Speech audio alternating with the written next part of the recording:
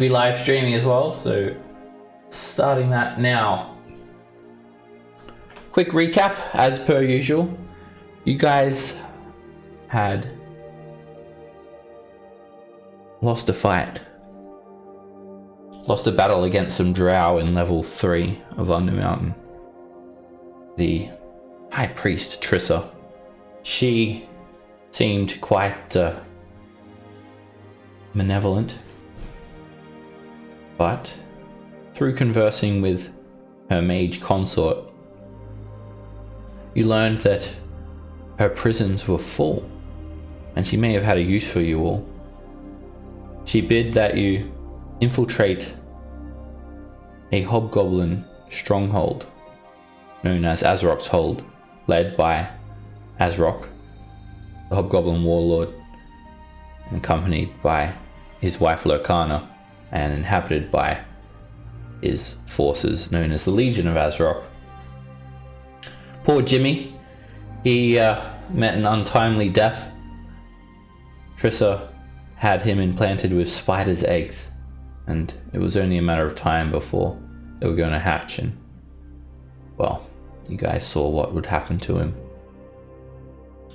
So Dagger took the initiative to put him out of his misery before the inevitable happens. You learned that the Legion of Azrok has seen better days. Azrok himself is actually blind, and he had relied on a dagger that gave him sight for most of his life. That enabled him to rise up the ranks and become the hobgoblin warlord that he is today. However, a band of Duergar, posing as merchants, known as Clan Iron Eye, they stole the dagger from Azrok, leaving him blinded once again. And this proved to be very grave for the hobgoblins, because they're in the midst of a war with drow and Xanathar guild members. Azrok guaranteed you safe passage through his hold and protection, and a truce, so long as you would attempt to try and find the dagger for him. Well, Lorcana gave you that quest, and Lorcana suggested that you search in Skullport. It was where she suspected that Duergar had headed. So you guys went to Skullport on foot through a winding tunnel that meandered off into the depths of the earth. Several trails leading off into the vast expanses of the Underdark, but you stuck to the main road and arrived in Skullport, and you met a Duergar there named Thaglar, who operates a foundry there. He's quite brutal, and he seems to be forcing Duergar to work hard to craft many weapons and armor. You guys met some rat folk, some were-rat, that seemed to be the only real residents that would walk on the streets here of Skullport, and one of them so kindly obliged to be a tour guide for you all and took you to the Flagon and Dragon. There you met Kalal Kladani, and you guys gathered a bit of information from her. She said that she saw a band of Duergar passing through, and she suspects that they headed deeper into Undermountain. But you guys sort of got caught up with drinking, and we ended the session with you guys drinking some very strong spirits and people getting a mite bit intoxicated. Oh no, actually, sorry. That was not quite the end of the session.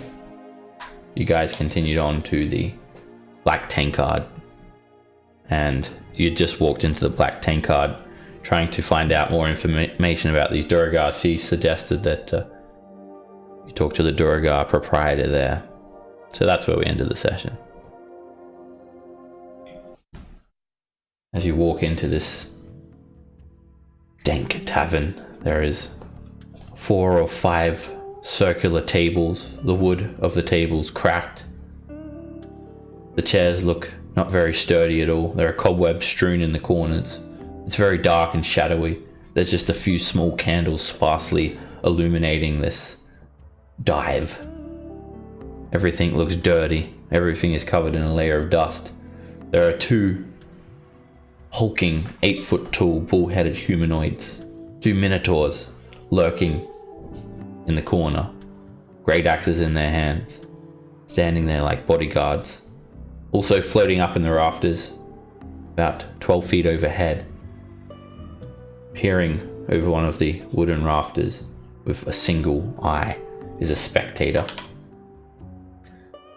And as you why is that not showing? Is that showing the token for you guys? Spectator. I see The spectator and the minotaurs and the Duergar. Is it enlarging the token? No. That's weird. There's a... Oh. Okay. Maybe I accidentally have that turned off. Or it's not working. Anyway, I was trying to do that thing where it shows you the token like larger. I guess everyone will have to squint and zoom in to look at this this Duergar here. He's a Dwar looking Duergar.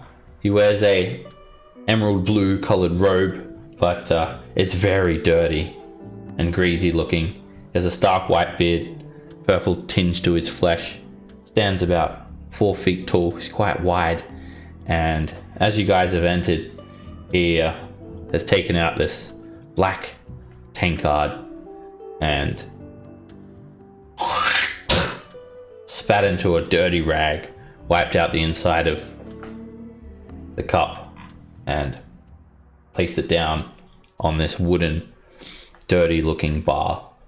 Behind him you just see 3 circular kegs lined up on the walls with copper spigots. And he just sort of looks at you all, doesn't greet you, doesn't say hello. Drink! Wormwood! 2 silver! He says, in common.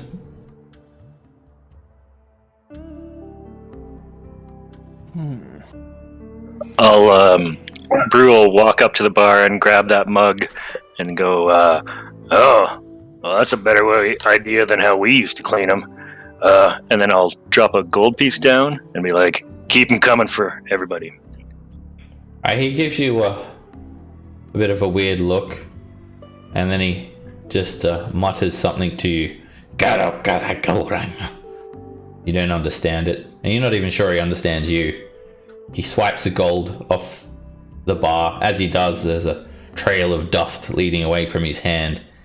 Places it into his pocket, grabs the spigot, grabs the tankard, turns around, and then taps this thick black ale that sort of bubbles up to a white head, places it on the bar, and the foam from the beer spills over the side of the tankard and drips onto the bar.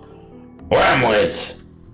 And then he proceeds to pour another 4 and places them on that's the bar. not necessary. Oh, good God. As you speak to him, he just mumbles a little bit more, and he doesn't sort of seem to understand what you're saying. Drink! 1 more drink! I'll grab the first tankard and chug it down. He just turns to you, Roland. Drink 1 more! Wormwood! 2 silver! But he just paid a gold and... Drink! 1 more! Why should I? I don't understand. These Minotaur both take a step forward. Sort of let out this snort through their bull-like noses. I'm gonna look to Brew. Like, I'm assuming he's chugged it by now. Dwarvish! Dwarvish! Yeah. No Dorvish here, and I'll turn to Knox, I speak who's not here at the moment. Dagger, if you would please come forward. I think there's a language barrier here. If I've finished one tankard, I'll start on the second. Alrighty. See, he'll drink it for me. It's all good. Nox is just laughing. Can I have Scamp be in the Yes. corner, and I want to conjure animals? Alright, what do you want to conjure, Scamp? I want something small and fluffy, so I want to do the 8 1/4 CR ones. I just want something to like cuddle and have lots of things like surrounded by puppies would be awesome. Alright. You cast Conjure Animals. You want 8 CR 1/4 creatures. Yeah. Alright. You cast that spell. Let me just get them for you.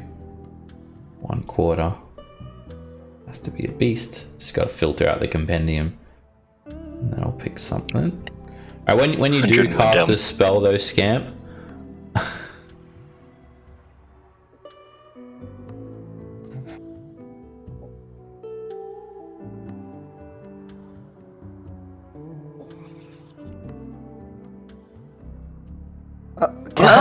What? Oh, Oh! Where'd all these cows come from? You go to cast your spell and you're thinking about some nice, fluffy dogs, some puppies. And you sort of accidentally like do a bit of a wrong hand gesture and then suddenly 8 cows just fill up the bar. I'll hug a cow. I don't discriminate. And the Minotaurs, at the sight of you casting a spell, they sort of step forward, and you in your drunken state have sort of, accidentally summoned these cows. And they just give you this glare, Scamp, like you're trying to insult them or something. And this proprietor, Droon, he just starts like yelling in Dwarvish. No cow in here! No cow! No magic! And the Minotaurs, they start like grabbing the cows and like pushing them out. They don't want cows or magic cast in here. Oh, okay. Come on, cows. I'll take them all outside. In Dwarvish, I just turn around and go like, I do apologize, my friend is quite drunk. So anyways, about some things that we could possibly get from you. You in here drinking? You must buy a drink. I toss the 2 silver on the table, but I don't pick up the glass. He taps another one of these fetid looking brews, lays it down for you. Wormwiz! And even when he speaks Dwarvish, seems to be very simple in the words that he chooses to speak with. Iron Eye Clan. You see, and I like do the whole like trying to mimic as I talk the words like I look around, see. You think me for some sort of simpleton, boy? Well, no, but you're talking kind of slow, so I did not want to just assume. What do you want? Tell me straight. We seek information about the Iron Eye Clan. Specifically, a group of... do you speak Undercommon? I do. I say I an do undercommon. not. And he quickly switches to Undercommon. Ah, the Dwarvish language. It disgusts me just to have to breathe it out of my mouth. I much prefer to speak in my native tongue. And you best Well, be using it around here. Because it's what we mostly speak. If you want to get anywhere in conversation. I can be the group's translator. Now what is your stupid, silly-eyed, slimy-skinned, hooded-faced, rotten-toothed friend trying to tell me? We are seeking information about the Iron Eye clan. Who are ye? And where did you come from?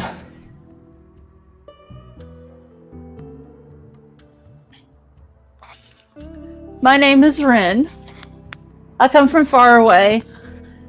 I think these all come from Waterdeep, but we are seeking something that they stole. You come from Waterdeep? And you're looking They do. for Iron Eye Clan? Don't know them. Haven't seen them. Dagger, I do not know what he is saying, but I assume he is saying something rude and offensive, just based on the facial features alone. But might I suggest information is best purchased, n'est-ce pas? Yes.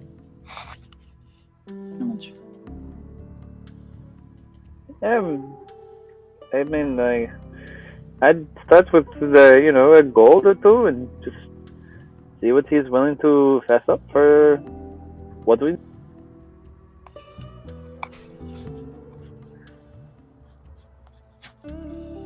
He just looks at you all, and you can see him becoming increasingly agitated with your presence. I put a couple of gold on the counter. All we seek is the direction that they went. Dunno! Durga! Me brothers! Me not tell you, even if me knew. Pfft! He spits on the bar. If you're not drinking, then you go. Not here for talking.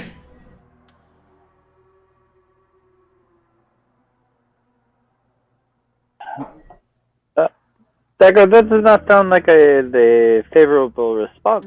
What did he say? He says he won't tell us because he's brothers to them.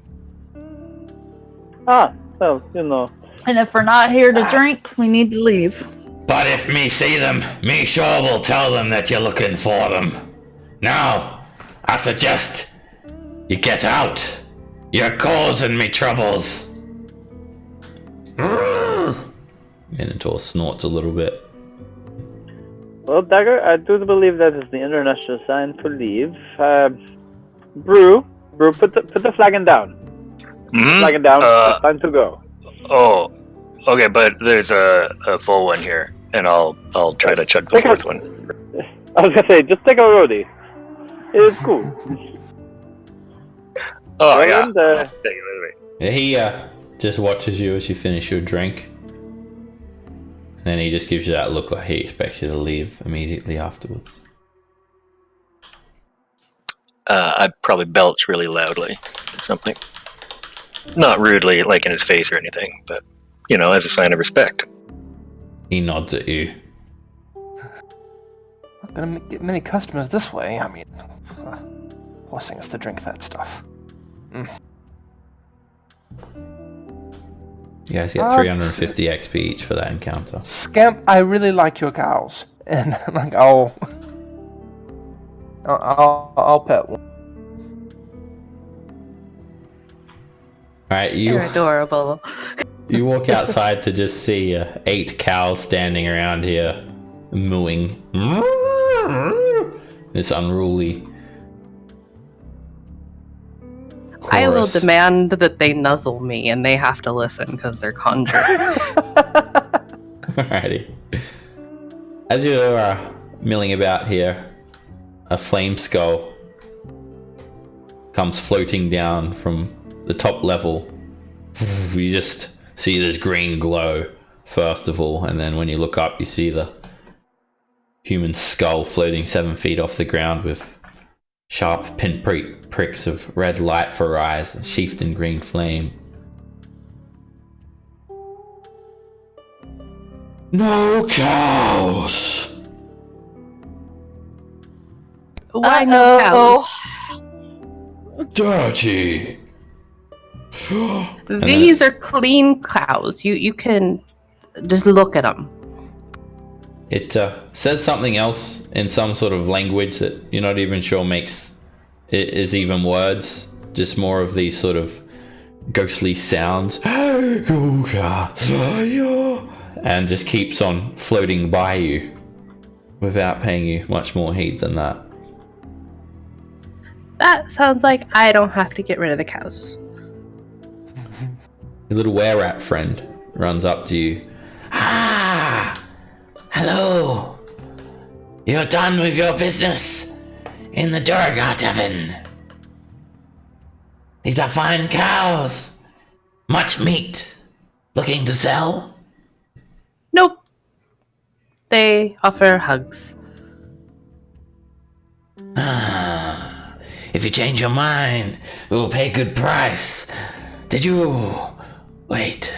Where did you get these cows from? I brought them here with magic. So they are just an illusion? Well, not exactly. They're real, sort of. They're fey creatures. Fey. Does it taste different, I wonder? Well, anyway, friends. Yes. Would you like me to guide you somewhere else? And he sort of like grabs you, Scamp, and like puts his arm around you. Look, and he points up. There are many layers to Skullport. You're yet to see the 2nd or 3rd floor. I can give you a tour if you like. Can cows go on the 2nd or 3rd floor? Yes. No problem at all. And Scamp, you are quite intoxicated. What did I lose?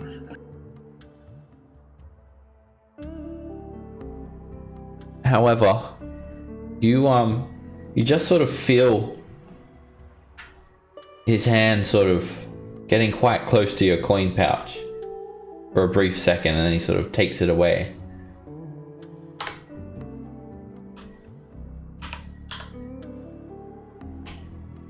Oh, did you need coins? Oh, I wouldn't take any coins until after I got you to your destination safely. Yes. Okay. Where do you guys want to go? And she'll look around to everybody else.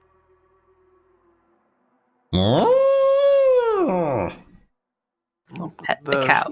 2nd floor sounds like something that we could check out, anyway. Should we trust this one to tell us where anything of note is, or just lead us around? Well, He's helped us so far. and if he leads us around in circles, well, we can just deal with him. What do you say, friend? 2nd floor? Yes, come.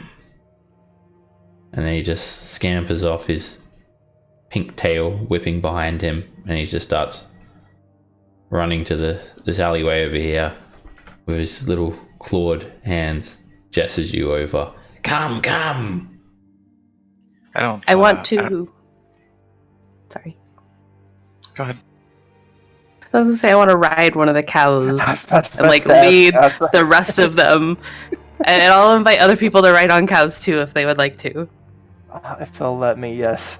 I'll be like hugging it around the neck. a cow. Brew will ride a cow for sure. Alrighty. You guys can pick a cow and jump on. I'm a cowboy. A 6-string on my back. I am not that drunk. Okay.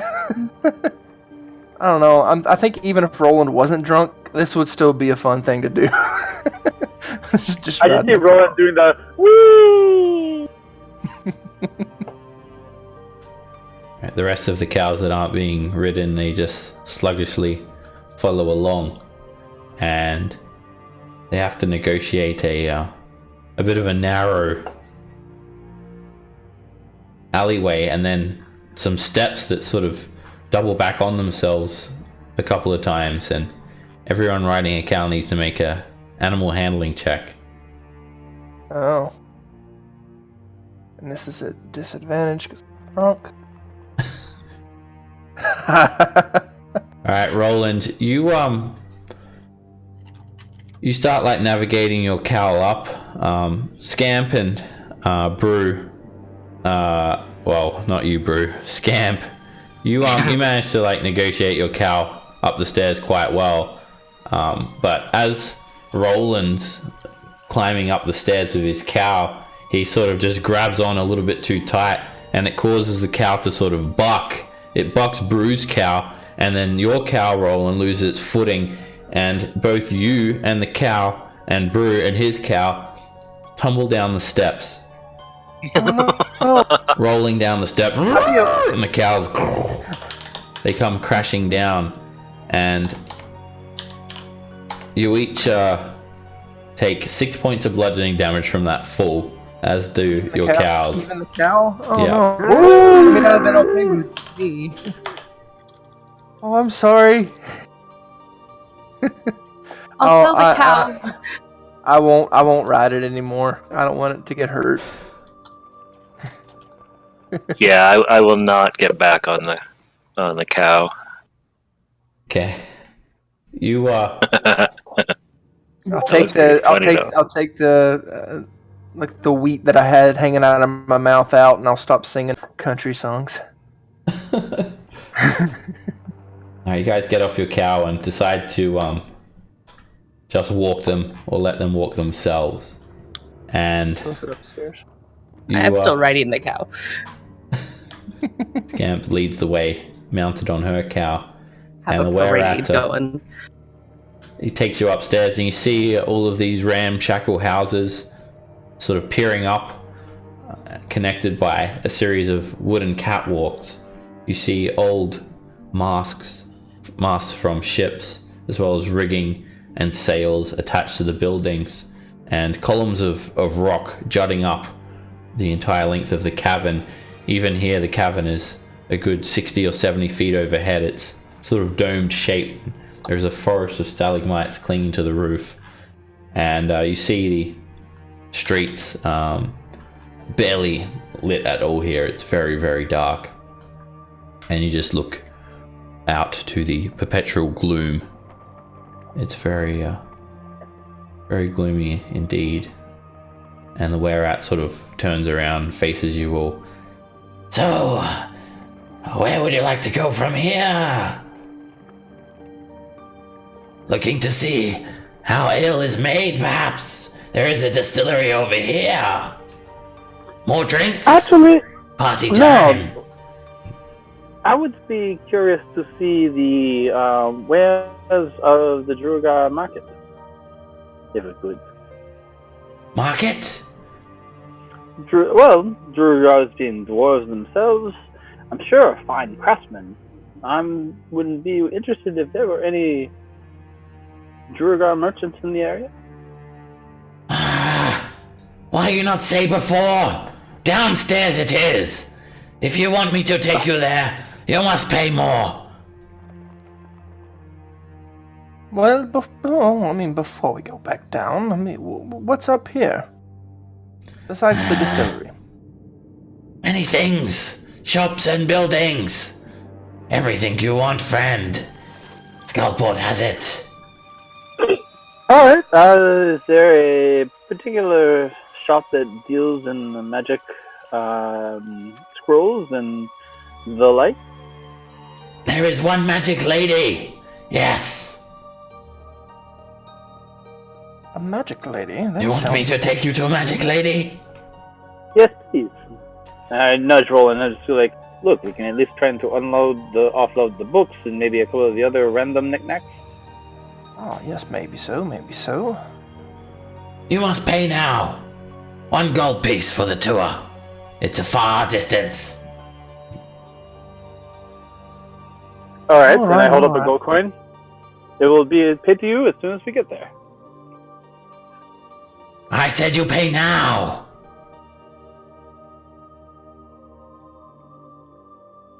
How do we know you want to run off? How? You insult me. I am lawful. If I say something, a were-rat's word means it. I am offended that you would accuse me like that. I feel discriminated against. Not discriminating against you, friend. I'm just a jaded person. I don't trust many people. Well, friend, I suggest you find your own way. Now, you pay me 5 copper for taking you up here, and then I will depart.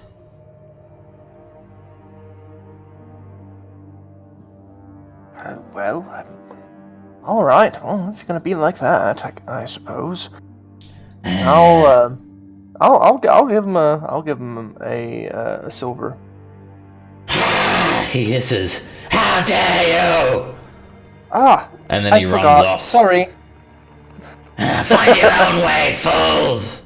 And then he just I forgot. I really am sorry about that. Oh shit. scampers off into the darkness. Roland, I could forgot not be more about the proud whole of you. weird thing. I could not be more proud of you. That was funny. He was probably gonna rip us off anyway. Probably did the right thing. I mean, it did take a lot out of me not to just tell him to make him show us the way. It was true. It was a thing. Well, I guess we can just wander around. Scamp, be careful on that cow. It'll be fine. It's perfectly safe. I'm assuming there are no railings on these walkways. No, and they're very uneven. Some of the, it looks like a lot of it's just made from like planks from a ship, and it's very sort of deteriorated. Sort of layer of scum covers them, and it could easily just fall off onto the lower floor. Scamp. I know you really like your cows, but because you really like your cows, I suggest you don't bring them with us up here. Well, I mean, you know, some of the denizens could be hungry. I mean, it could be kind of mushed beef rather than ground beef, but We could Yeah, they might be safer with us. we could turn quite a profit selling conjured cows. In fact, Scamp could turn into a cow and then come back to us after we sell. You know, I was actually thinking of that same thing, Cass. I will dismiss my cows. One by one, they disappear. Oh. Well, you didn't have to make them go away. I'm not for eating. Well, we weren't going to eat them. Possibly sell them and get them back, but other than that... well, then, Seb, looking around, is there any kind of like demarcation of like, hey, this is an iron shop, or you know, like, or is it? As you stumble along the catwalk here, you see haphazard buildings with no windows or boarded up windows, or no doors, and just husks of buildings that are completely dilapidated and abandoned. There is one building, however, right here that looks like it's in somewhat use, and even then the windows are boarded up with planks, and it sort of looks like it could be a tavern. And you see a sign onto the north side of the building naming it the Bat's Roost, but the door is closed and there is not a peep from within. Are these thingies rope bridges? They're just like rigging from sails, sort of supporting the catwalk. And also supporting other buildings above you, sort of lashing them together, and it doesn't look like they're used for walking on though. But you think maybe some creatures might like climb along them. Did you guys ask? Go ahead.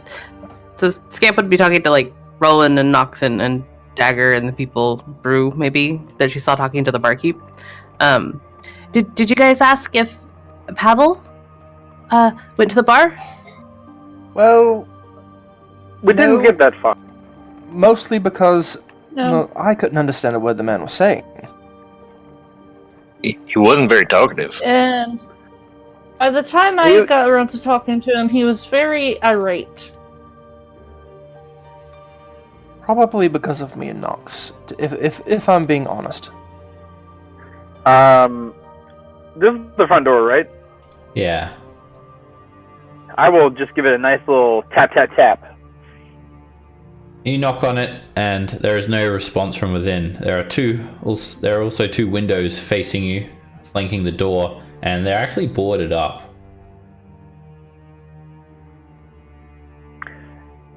Hello. We are in need of some assistance. If you could be so kind as to open up, we would love to discuss a profit or possible financial gain on your behalf. Right, you yell out, and there's not a peep. You think no one's home. Or maybe it is abandoned. There's just that single sign calling it the Bat's Roost, with no real indication of what that means. What sort of establishment this is. Okay, nobody's home. Obviously a vampire bar. Why do you have to go make assumptions like that, Roland? It's just how you get yourself into trouble. You cannot assume these.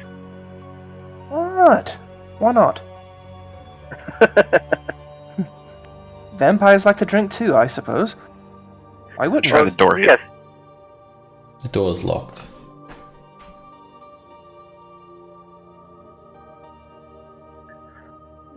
Cass, are you interested in pursuing the matter? I mean, I'm not against such things in the sense of I'm just morbidly curious, so to speak. I was just curious to see if it was unlocked. You see more abandoned buildings, not a single soul walking these streets. Like a ghost town up here. Why Second level doesn't get a is whole this lot of place business, so does it? abandoned? What about this door, Seb? There is no door. You could just walk straight inside. You just see a trashed furniture, broken bits of wood, smashed glass, and windows broken, missing completely. It's just a... There's a part of me that believes that the Ratsman did entirely schmuck us.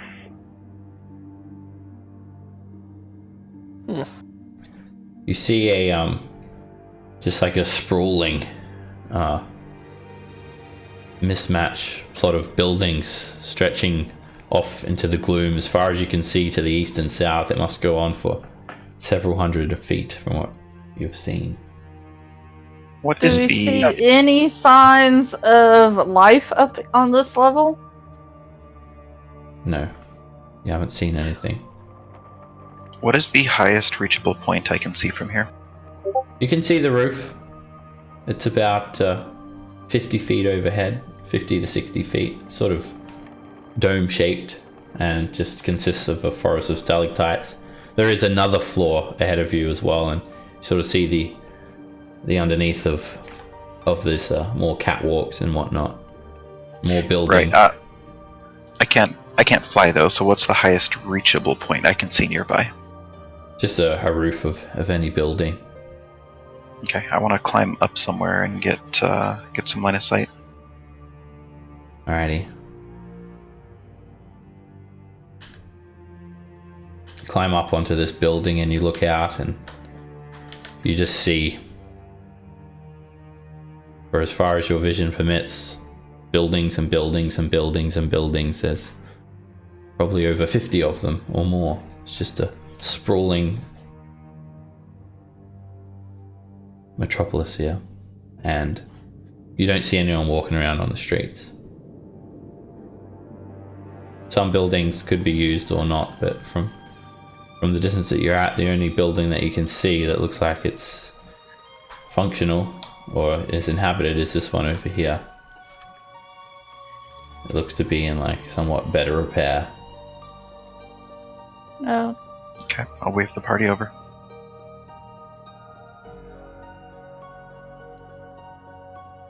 What did we? where did my token What did go? we find, Cass? Where It's am over I? here. Where did my token go? Okay. Alright, there's another building here that you see, Nox. It's called Gaiad's Distillery. It's a 3-story tall stone building. The roof is sort of sagging down overhead. Is that around on the east side? Yeah. Over with Nox. And then this place here, it's a 2-story building, so it ends on this floor that you're on here. It doesn't continue up into the 3rd story of Skullport. And it looks sort of abandoned as well. However, when you look near the door handle, which is like right here, if you look a little bit carefully, you do see this tiny little etching of a winged snake.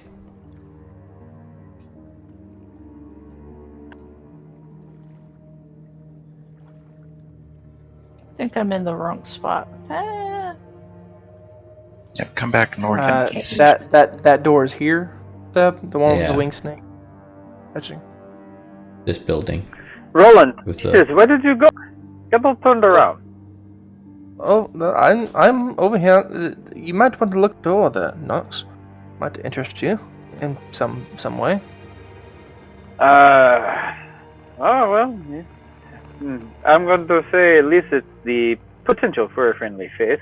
And I want to walk up to the door and just, like, knock twice, just very firmly. Without You the have to do door a secret opening, knock. you hear a voice whisper out to you. Who goes there? Nox, I'll go to Lynn. Viper. I hear multiple footsteps. You're with company. I am. They are trusted friends.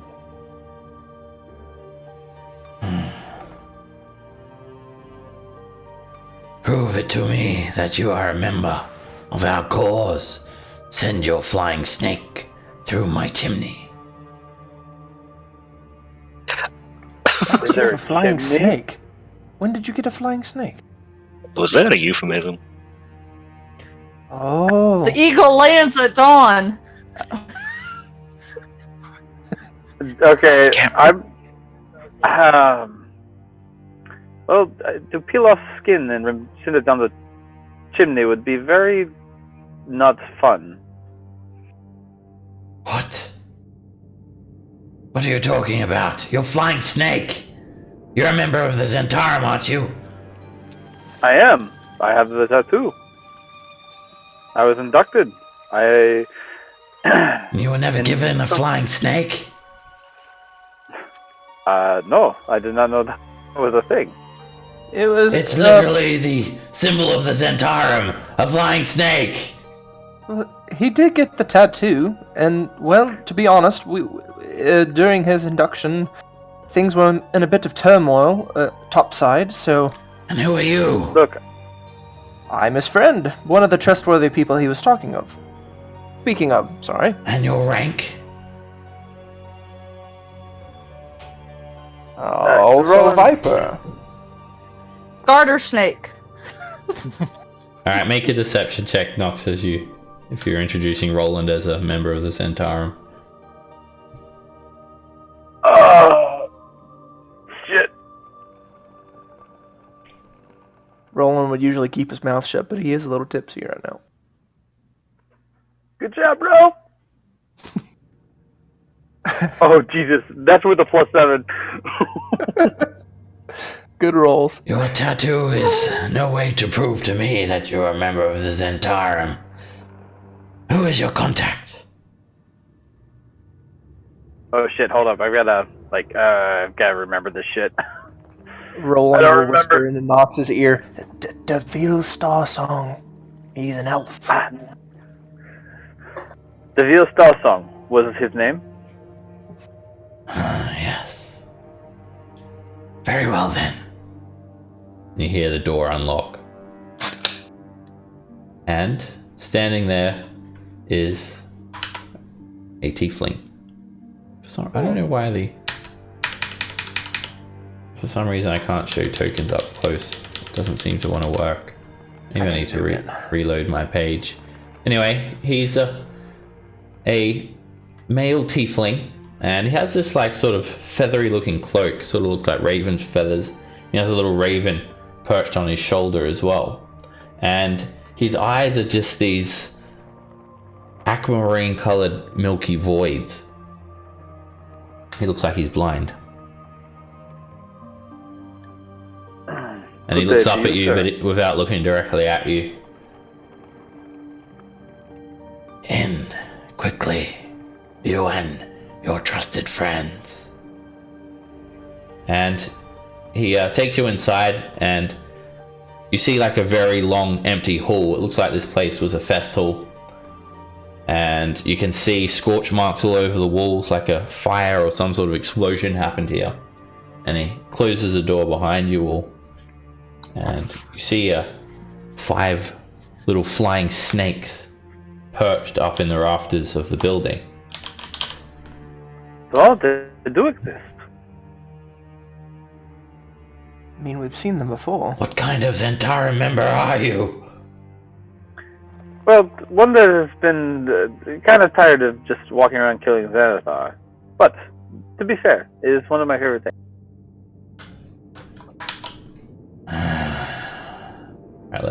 Alright, I reload my page. Let me see if this is gonna work now. So I can actually show you guys close up of the tokens. He has a nice cloak, though. Must I have do been rather like the feathers.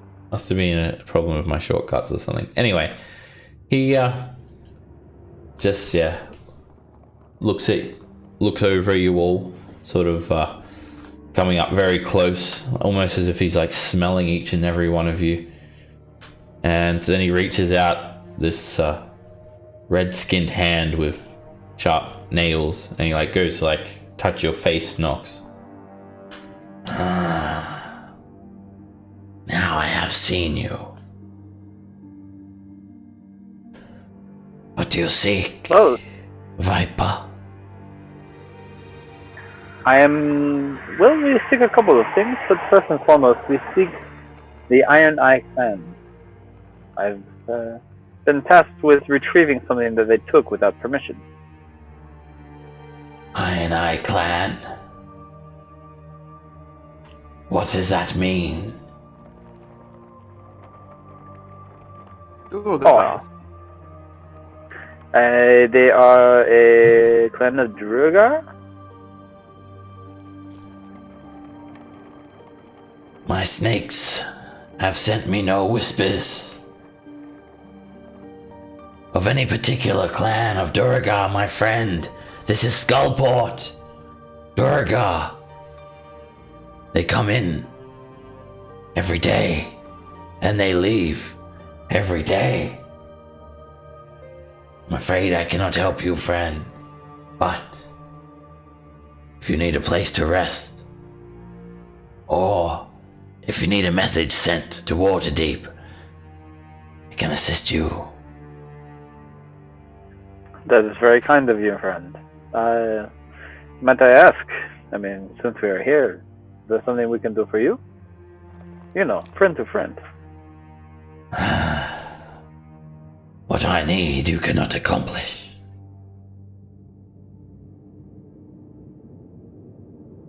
Can I pet one of your snakes?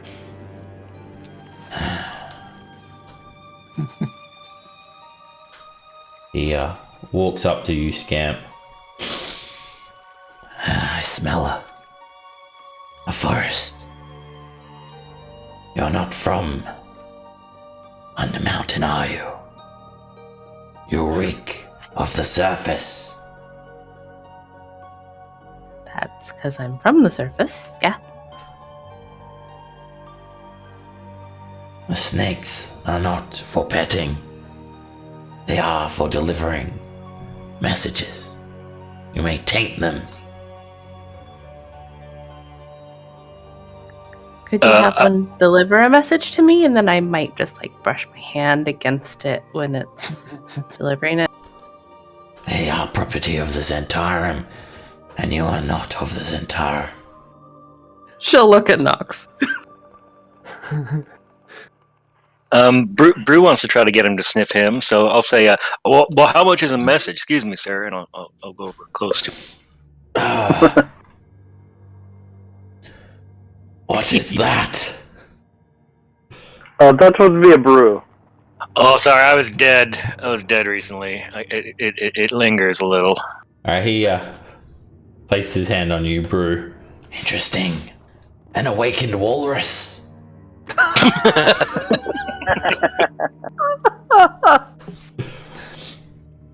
Well, You are quite an intriguing band of adventurers. Takes all types, you know? we do. I guess this. Could we ask you to keep an eye out for? Shit, what do we even say to him for the?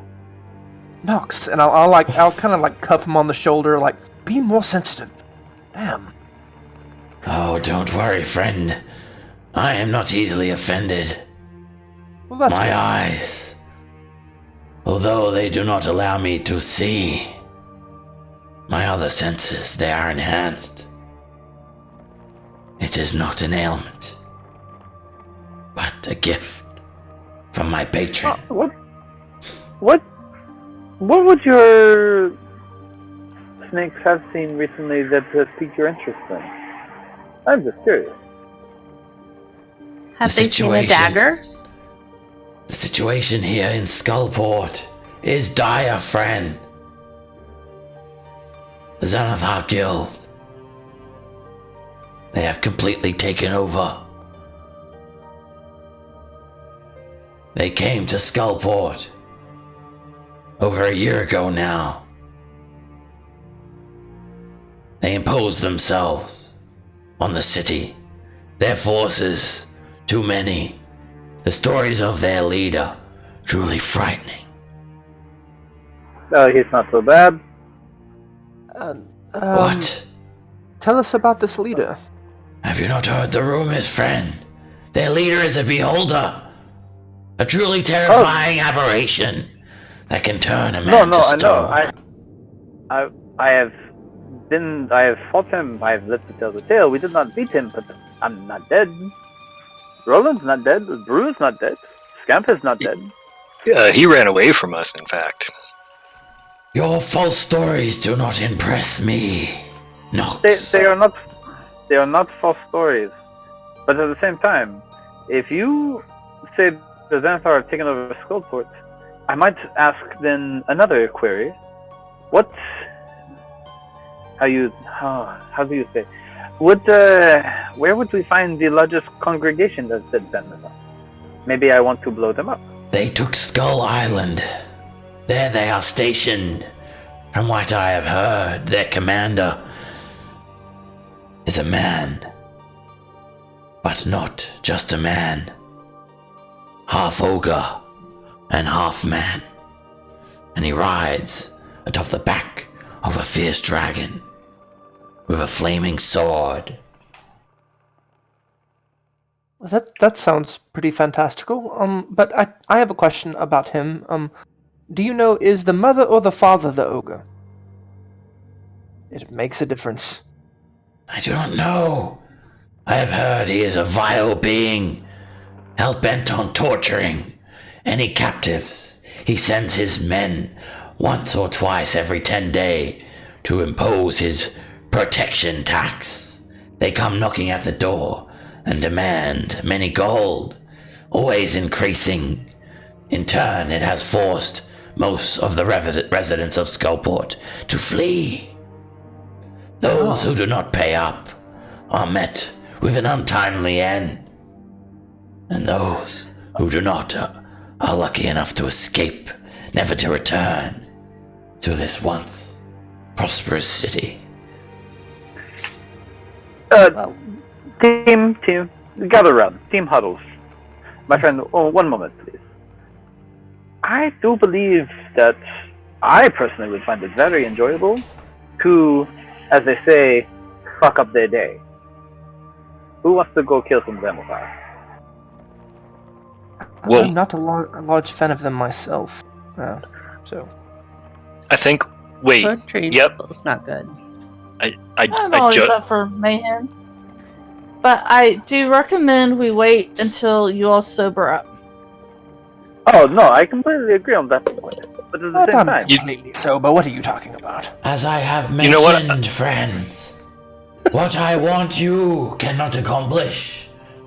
Skull Island is a fortress, manned with all manner of siege weapons, and home to well over 150 Zenithar Guild members.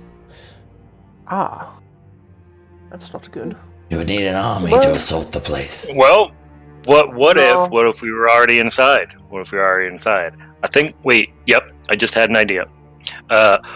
What if when the next time them extorters come around to try to get the money, what if we just bonk them on the noggin and then replace them with us and sneak back inside? Oh, as good as an idea of that sounds, Brew, I'm not sure we'll be able to fit in. We're pretty distinctive. Oh well, couldn't we disguise ourselves? Could some of us could somehow change? Oh, shift? absolutely. And on top of that, I mean, like any good fortress, there's always at least one or two ways in that do not require the front door. But another thing to think about. Our new friend here mentioned that you would need an army to assault the place. It just so happens we that should have know kept the an army. cows. We should have kept the cows. You're right. Not the cows. What? The Legion. The Legion. I know what you're talking. No, Roland, that is not a bad idea.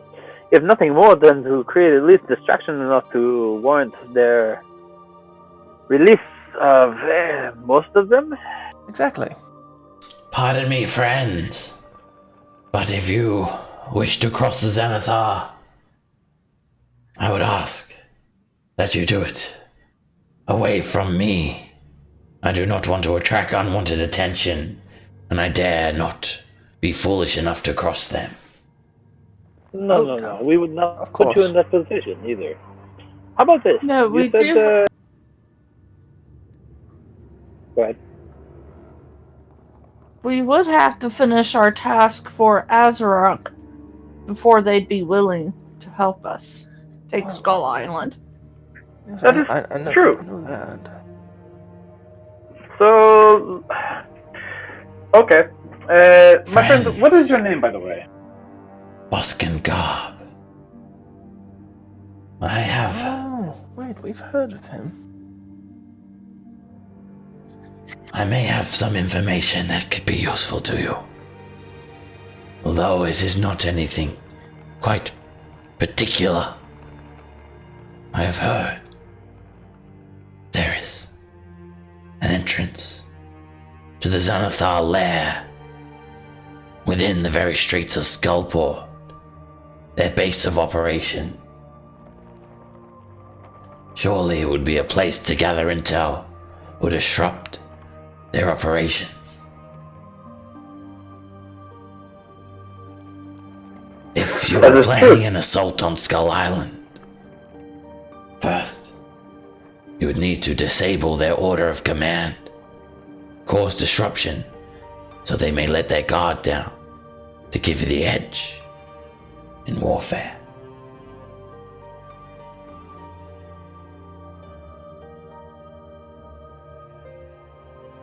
is a good suggestion.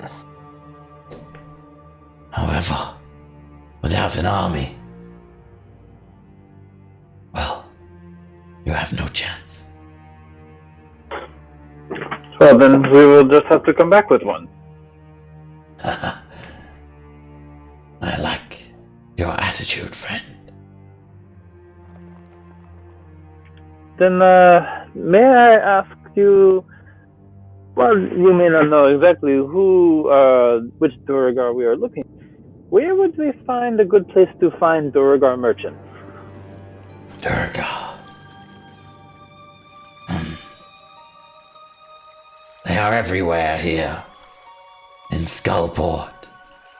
Merchants? Not so much. There is a market on the first ground level floor, but hardly merchants. They deal with food mainly.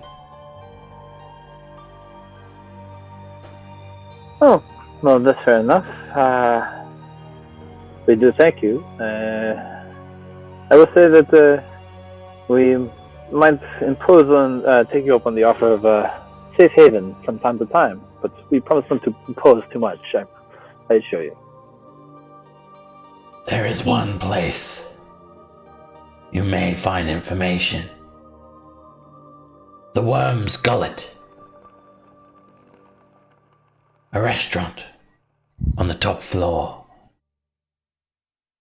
There is a Durgar there named Gar Stonedark. If Durgar, a band as you speak, have traveled through Skullport, I believe they would not stay here. I'm sure they would drink, restock their supply, purchase new arms and armor, have a meal, and continue on into whatever depths of the Underdark they wish to plunder next, going around desecrating any signs of surface-dwelling dwarves and their gods. Fair enough. Thank you very much for the information. Well, one more thing. Have you ever heard of a dagger that provides sight to those that are blind? And not just sight, true sight. I have not, friend, but such an object would have no use for me. How about the magic? How about the magic lady shop? Do you know where that is? Careful with her, friend. She's a member of the Harpist. I know the lady in which you speak. Tasselgrin, her name is. Rumors are she is an old lover of the Mad Mage himself. I would steer clear of that old hag if I was you, friends. No good. Oh, she might have something valuable just laying around. Be sure to conceal your allegiance to the Zhentarim then, friends. Of course. Not to worry. Wait. By the way, it's a very nice cloak that you have, the feathers. Where did you get it? I had it crafted by a tailor. It's a tribute to my patron, the Raven Queen. Ah, interesting.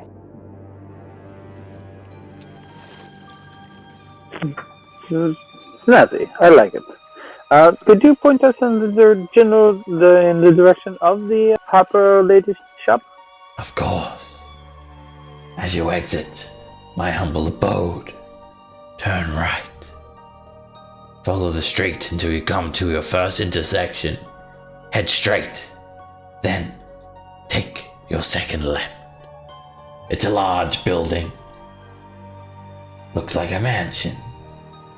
Can't miss it. It's called the Poisoned Quill. The front is a forgery. Why, thank you very much. And good day to you, sir. Very nice to meet you, Boskin. Not staying to rest, friends? I mean, we can. Yeah. Yeah, Brood needs to sober up.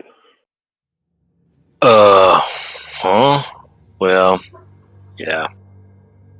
I know it's not your favorite thing, but you're looking a little under the weather. I feel yellow. I have some cots at the back that you may use for the night. Or day. Or whatever you like to call it. Or like a long rest. I would not say no to a long rest. Lose some of my death stank. Do not worry. The Xanathar won't be back here. For a few days at least. You are safe. That's good. Good to hear. Do you wish for me to send a message to anyone in Waterdeep? I can make it so.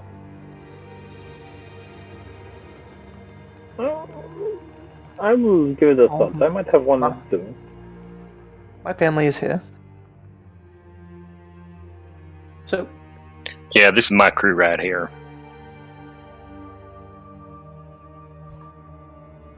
Aw, I'm part of the family. Very well then. Rest. Actually, My last crew, just to be clear, my last crew did mutiny and kill me. So, you know.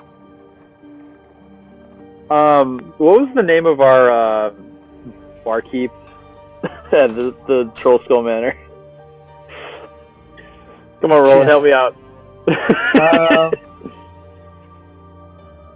I can't remember, dude.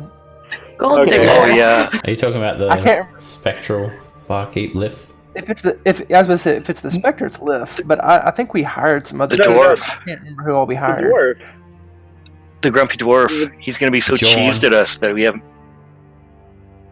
Yeah, I would like to. If you don't mind, I would actually like to. I thought she left.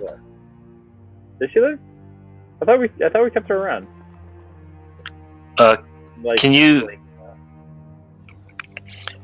Can you send money through them flying snakes?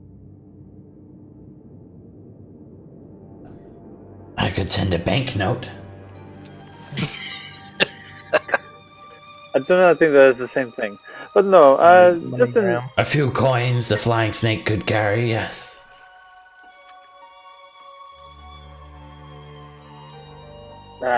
forget it. They probably assume we're dead by now anyways. And then when we show back up, we'll just be like, hey! It's okay. I'm sure he'll just be helping himself to the proceeds of the sales anyway. For a time, probably, yes.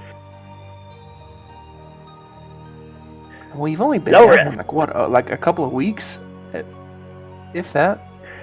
Roland, let us be clear. They assume we're probably dead by now. Well, We won't can they send be them a- surprised when we come We can- back and only half of us are dead? When you send them a message, can you tell them to water the plants in my room, please? Will do. Alright, you're sending a note to Troll Skull Manor. Troll Skull Tavern. And Trollsome, yeah, just basically like hey, we're still alive, doing great, level 3, baby. Scamp has to water the plants.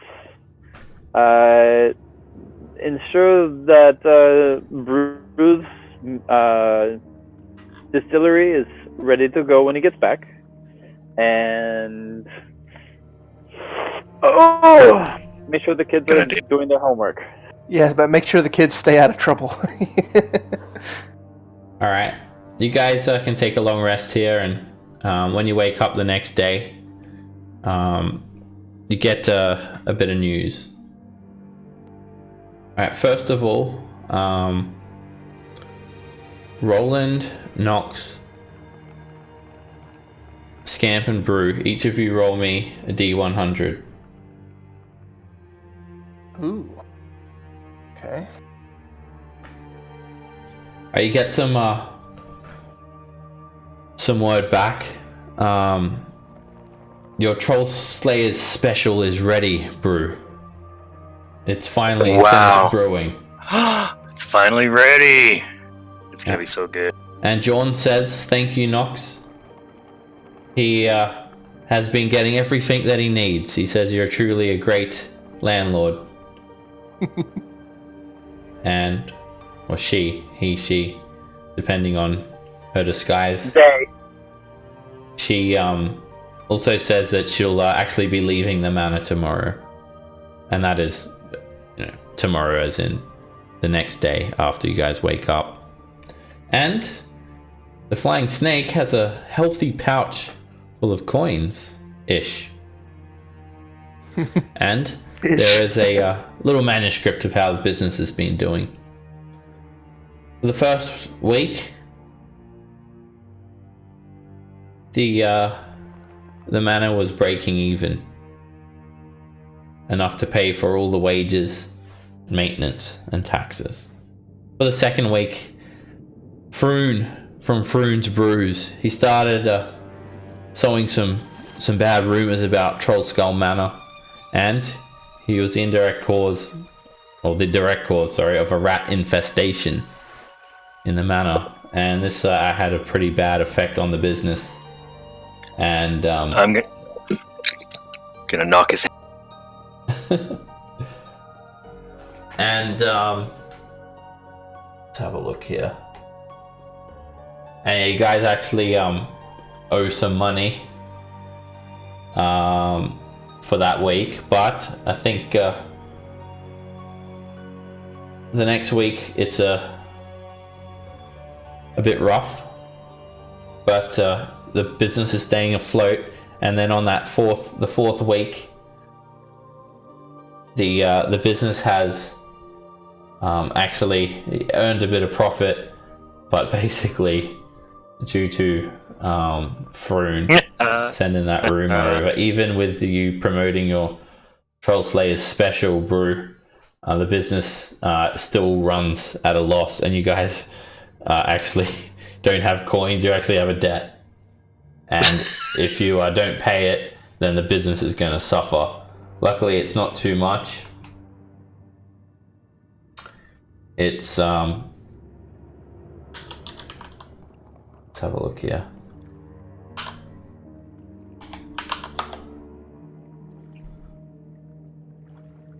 $52 GP owed. Business has not been doing too well, actually. Okay, I can pay that. I can pay that right now. All right. If the snake can get. With your Troll Slayer's special though, it's like going to be a new promotion. It's actually going to be very good for the business, and from now on you have a +10 bonus to the business roll bonus whenever you roll. That's cool. I'm running the business. Roland, remind me when we get to Topside to pay a visit to the competition. I need to remind him of things and how business is supposed to be done. Alright, I'll just make a mental note of that, and done. We should make sure we return his rats. Maybe Exactly. without telling him. I can help you with that conversation if you desire. I have something much better. And I think we should be subtle, like maybe just tear his arms off. That's a little too direct, bro. That's not I like where your subtle head's at, enough. Brew. A little forceful, but I like it. But anyways, Brew, you're looking a little bit better. I like this. This is good. Yeah. Rub some of the stank off too on the mattress here. In the morning, Brew, you're feeling a little bit better. You're still quite sore from being brung back from the dead. And Boskin Gorb gives you guys these little sort of oval-shaped loaves that sort of look like bread for breakfast. And he asks what you think of them. Do you like it, friend? And it tastes like stale bread. It could use some butter, possibly some jam. But, it's alright. A little chewy. If you're spending time in Undermountain, friend, You may get used to these tastes. This is Trilmac, a tall mushroom that grows in the I've Underdark. heard of this. It's easily identifiable. 4 or 5 feet tall, with a broad grey-green cap and a light grey stalk. You can actually use the skin as parchment. You peel it off. It takes well to dye in ink. And the stalk, you can clean it, soak it, and you can roll it into a dough and bake it. Such is Trilmac bread. So, a mushroom of many uses indeed. Indeed. Well, friends, But it doesn't have to taste all that bad, though, and I'll press digitation, and it's gonna taste like it's got like fresh butter on it. It's just gonna be good. Some sourdough with a light salted butter. meager comfort, friends. You can lie to yourself and cover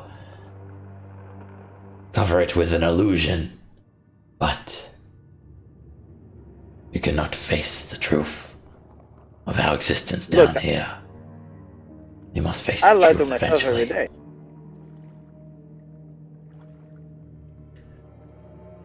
Good luck on your journeys, friends. If you're in need of a place to rest once more, you know where to find me.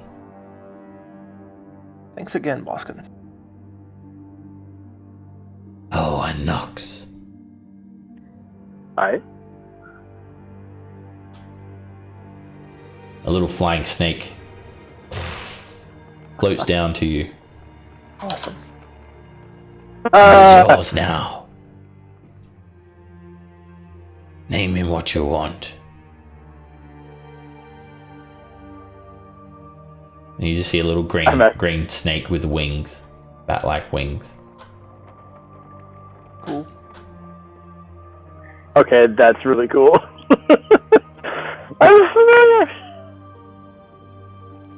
Super cool. And he just sort of wraps around your arm, coils around your arm, and hides underneath your cloak. What out of curiosity, what do they eat? Insects, mainly. Spiders. These ones You and I particularly were- are akin to the food of the Underdark. Good to know. You can feed them blue cap or barrel store. They'll eat Trilmac. And he just is coiled up next to your arm until you want to take him out. I love it. Alright, ladies and gentlemen, and Nox bows really deeply and ushers an arm in the direction they're supposed to head, north. After you. Shall we be on our way? I'm gonna wait for everyone else to kind of get out of the place, and I'll ask Boskin one more question. So, I know you said he you sort could of get looks up messages- at you, just sensing that you haven't left yet, with these milky eyes. Yes. I know that you can get messages to Waterdeep, but what about to other places outside of Waterdeep? My snakes know only the city above and the city below, friend. Oh, well, figured I would ask. Well, thank you. Goodbye. And then I'll leave. Alright, you walk outside with this very disorientating sensation of just utter sepulchral darkness around you. Sepulchral darkness. And it's exactly as it was before you went to bed, just empty streets. You can see a couple of little were-rats skittering around on the floor below you, and occasionally the green glow of a flame skull floating by. Trying to remember the directions that he gave us. I don't think your guys are going the right way. You said to go straight at the intersection. Said to take a second left. So you said to go straight at the intersection and then take the second left. Right. Unless there's an intersection we missed after leaving that place. Is this it, You Seb? said to go.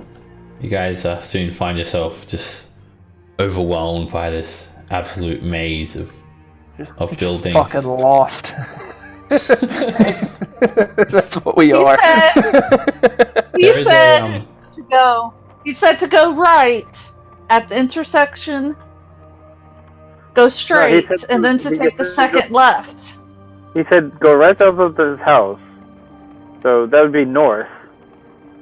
And then second left. Up here No. you see a wooden sign with a picture of a quill and the word scratched onto it, the Poisoned Quill. You also notice a sign here calling this single-story stone building Twin Beard's Traps. Might be an interesting place to go to as well. You know, I see that as both possibly a good thing and a bad thing. Alright, just standing out the front of the door here, a woman's voice calls out to you, Roland. Oh, come in. And the door opens by itself. Ah, magic. You see Hello, madam. all sorts of maps and charts and documents pinned up against the wall. Some of them look like royal decrees, others letters of recommendation, and other scrolls here. And you see an old lady sitting behind a wooden desk. She has a quill stuck up in her hair, which is sort of tied up quite nicely. She wears very nice clothing. Human, female, looks to be in her late 50s. She has a cup of tea sitting on the table. She looks up at you after you've sort of walked in. She seemed to be writing something and places with a feathered quill, places the quill back into its holder. Ah, greetings. Greetings, adventurers. Welcome to the Poisoned Quill. My name is Tessa Granville, and this is my forgery. I presume you have come here for one of two reasons. The first reason, for forged papers or documents. Or the second, because you're looking to get back to Waterdeep the quick way. Now, which is it? Well, how about a third option? We just want information. If you happen to have it. Well, you've come to the wrong place, friend. I only offer the two services that I have told you. Did I ever get like a pin or anything like that? Or, because I know I didn't get a tattoo, to be a harper. Yeah, you How have would a I- harper's pin. It's like a little harp. I think you would have got. Yeah, Yeah. you definitely. Well, I didn't tell you Okay, how to. I'll I get a definitely lapel did get one. then. Yeah, I'll turn one of my lapels on my coat, kind of the other way out to show the harper pin to her. She chuckles. Oh, this is quite amusing. You've been speaking to Boskin, haven't you? So which one of you is a Zhentarim member then? Or all of you are? Zhentarim and Harpers. Interesting. It takes all kinds. I'm neither. I'm no Harper. I'm no Zhentarim. I know that Boskin is a member of the Zhentarim, though. Quite amusing. He's always trying to spy, but he's as blind as a bat. and that is a disadvantage for him. I have subverted him, just for a bit of personal amusement. I am no Harper friend, but I know that Harpers will seek me out. You see, I have a teleportation circle in the back of my store. It's linked up to a Harper teleportation circle in Waterdeep, near an abandoned orphanage. Or an abandoned attic above an orphanage, I should say. The orphanage itself is very much still functional. Anyway, as clever as I am, you can call me Tass, by the way. I knew that Zhentarim members would come looking for Harpers. I know of their relationship, and both causes need to find information. However, I do have a problem getting Zhentarim members to come and visit me, as well as Harpers. So I created that elaborate ploy to get more customers, you see. It seems like it has worked. I have attracted Harpers and Zhentarim to my establishment. You see, people don't have much need for an expert forger these days in Waterdeep. In Skullport, but what they do need is quick passage to Waterdeep. So what I offer is the use of my teleportation circle to get you to Waterdeep. 50 gold pieces per head. I do have a question about... Is there a return service as well? Or is it a one-way trip? Oh, I'm sure if you flash that fancy Harper pin in the attic of the orphanage, well, your Harper friends will allow you to teleport for free. I have no such sentiments, though, friend. And if you want me to cast the teleportation circle spell, then I certainly will be charging you. Well, it's nice to know that we have a quick way out if need be. Oh, yes. If you are looking for your Harper friend, then I would suggest that you try Fellerax's manor. He tries to make it look like no one lives there, but he doesn't fool me. Such simple minds inhabit Skullport. Maybe that's why I like it. If it wasn't for Hal coming to visit me once a week, I think I'd go insane here. Fellerax, the Dragon Man? Oh, yes, it appears that you know him. Well, we have heard. We have heard rumors of him, anyway. Oh, right. Well, his manor is on the far eastern reaches of Skullport. On this level. Well, that's good to know. I do not mean to interrupt, but you seem like someone who would be, in the know. I have a question if you would know where to find a particular grouping of Druagar. I have told you the services I offer, friend. If you're looking for rumors, I suggest you search elsewhere. I'm not one for gossip. Oh, well then. You said there were maps and stuff on the wall as well, Seb? Yeah.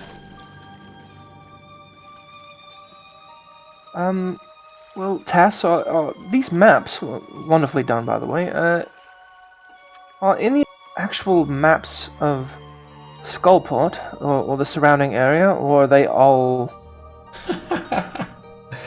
I am no map maker, friend. These are all forgeries. None of them are entirely accurate.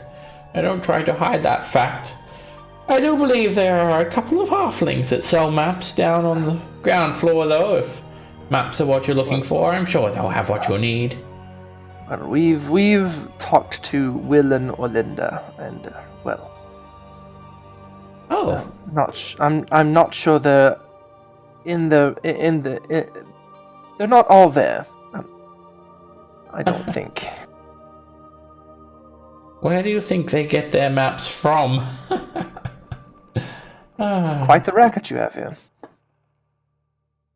If you call it that, I say. I call it making an honest living with whatever means necessary. This place has really gone to shit lately. I've heard with the protection money from the Xanathar that everyone has to pay. Oh yes, the Xanathar, Smanathar, they don't bother me. I told them I'm not going to pay. They sent around a couple of thugs. I turned them into frogs and threw them off the catwalk. It was quite hilarious. They never came back. I I lost don't your know style. to see if I believe that she could do that, or Sure. if it's just a bluff. Is that your insight? 17? Yeah. She seems very confident in the way she says this. Note to self: don't fuck with Tess. How do you turn other people into animals? I can turn into animals and I can summon animals, but I can't turn other people into animals. That seems like a really useful skill. It's a low-level spell. Yeah. It's called polymorph. Low level. It's low level. Roland and Nox just like look at each other like, no. Note to self: definitely don't fuck with Tess. Well, alright, well, thank you for the information, and, we may come back for use of that teleportation circle at some point. Of course, my services are always on offer. By the way, my name is Roland. Roland Commonor. It's very nice to meet you, Tess. Pleased to meet you. And of course, if you're in the need of a royal decree or something like that, a letter of recommendation from an esteemed noble, well, I still do offer my services as an expert forger. Not that I get to use it much these days. We'll keep you in mind. Very well. Good day. Good day to you too, man. And, alright. Alright then.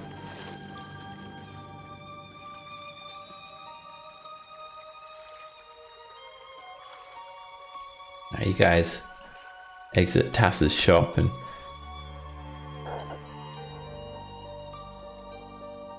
again you're just met with this jumble of catwalks, some pathways cut through solid stone columns, and just this overarching cavern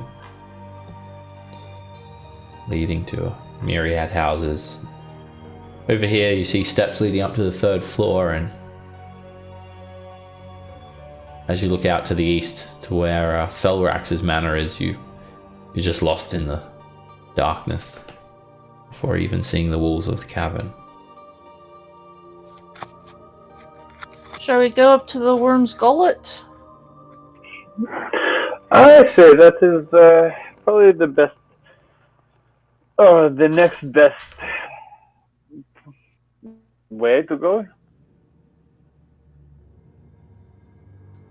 Did we get any directions to this worm's gullet? 3rd floor, women's hosiery, and vile Durga drinking place. Alright, the 3rd floor it is then. Alrighty, up to the 3rd floor you guys go. You head just north a little ways, and you soon find the streets here very, very tight. They're barely wide enough to go single file, and you hear the floorboards of this catwalk sort of creak, and at some long spans of these bridges, you actually feel the bridges sort of swaying and rocking a little bit. It's a little bit disconcerting, but you arrive up onto the 3rd floor now, the upper floor of Skullport. Immediately, there is a shop here. It has a little wooden sign and a picture of a diamond. It's called Dumathoin's Jest. It looks like a jeweler. And Anyone need any jewelry? up at this height, you notice the cave sort of closes in on itself, and the town looks considerably smaller from up here, and you can not even barely see the floor. The only way you can see the actual ground floor is just a few lantern lights sort of briefly illuminating some portions of the floor as you walk by the ebbs and flows of this maze. If we had to estimate how far the drop is, what would we be? About 70 feet. Oof. Bad news bears. You said the door to the jeweler is where? It's over here. Well, actually, sorry, it's around this way.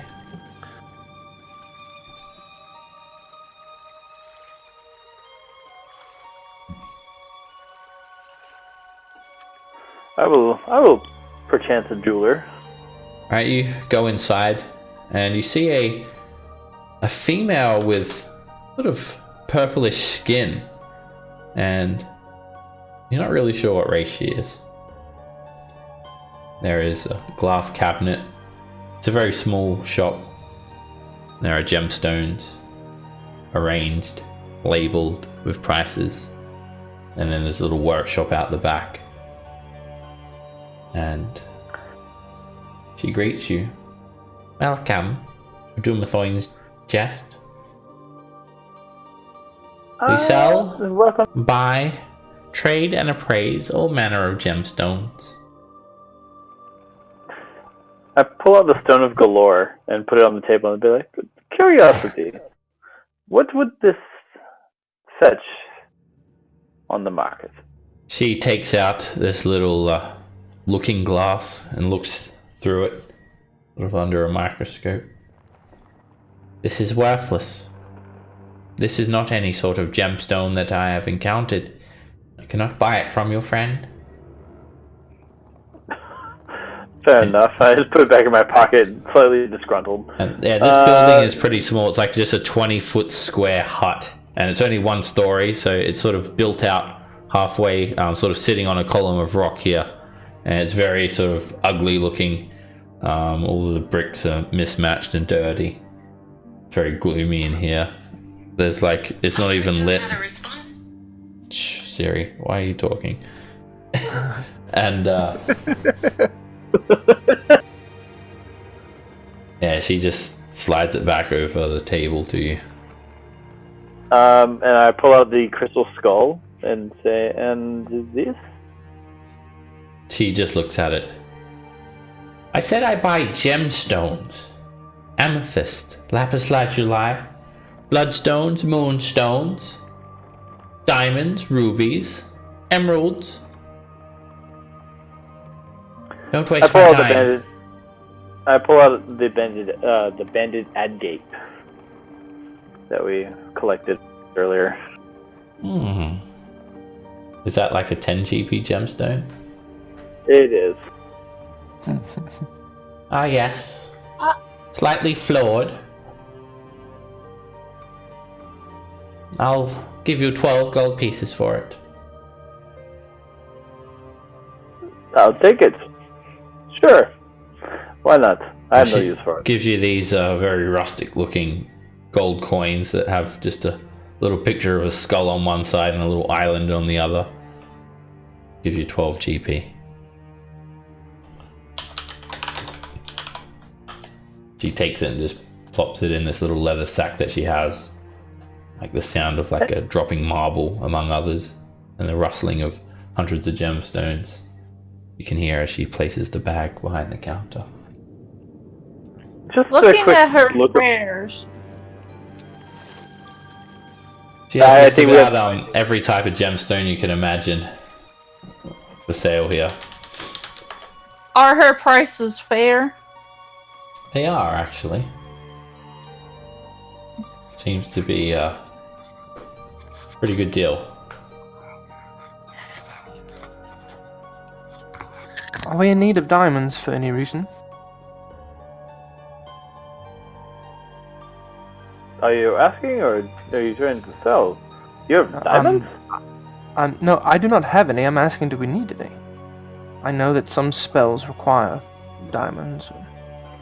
Well, I wish I knew spells that require diamonds. I only have my diamonds. The diamond I used to cast Chromatic Orb. I'm like, this is the only diamond I need. Perhaps a pearl for the identify spell, or diamonds if you get in the rough. No pun intended. I'll ask Cass and Scamp if either of them have any need of diamonds for spells, because I know us three are the healers of the party. So I don't think I do. because I don't have any spells that can do anything with diamonds at the moment. It'd be like Revivify, Raise Dead, basically. Yeah, Or I think I don't have those restoration spells. I'll be able to get raised dead when we get there, but it's gonna be a while. Yeah, I'm in the same boat. How dare you not have it right now? What are you talking about? I know. How dare I not be? What is it, like 9th level before I can get raised dead?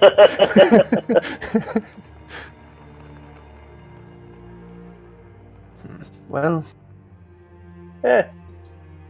well, we'll know what to come if we need to get some diamonds in a hurry.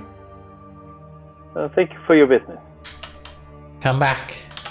I buy all diamonds and gemstones. Right. Could I ask you a quick question? Of course. My How do words I- cost nothing. How do we get to the Purple worm? Gaz's mullet from here? Oh yes, whatever they call it. They've definitely decorated it, but it's very obvious what it is. A purple worm. Don't worry, I didn't read your mind, love. All adventurers come in looking for a fine place to eat. Head as north and east as far as you can. You cannot miss it. You will not miss it. An actual purple worm. I'm not sure if someone must have killed one at some point. Now, you don't need to go all the way down to the 2nd level and back up to the 3rd to get through. There is an abandoned building in the southeast corner of this section. You open the door, you go through, and there's a hole cut through the wall. You'll be able to climb out. Of course, watch your step. You'll see what I mean when you get there. As you move up here, you see another establishment open for business. This one is called Nightshade's Caress. And you can see a display window about 5 feet away from you, even though like the entrance is over on the other side. And you can see herbs, elixirs, vials of poisons, and baskets of fungus I displayed. never want to leave Skullport. I love this place.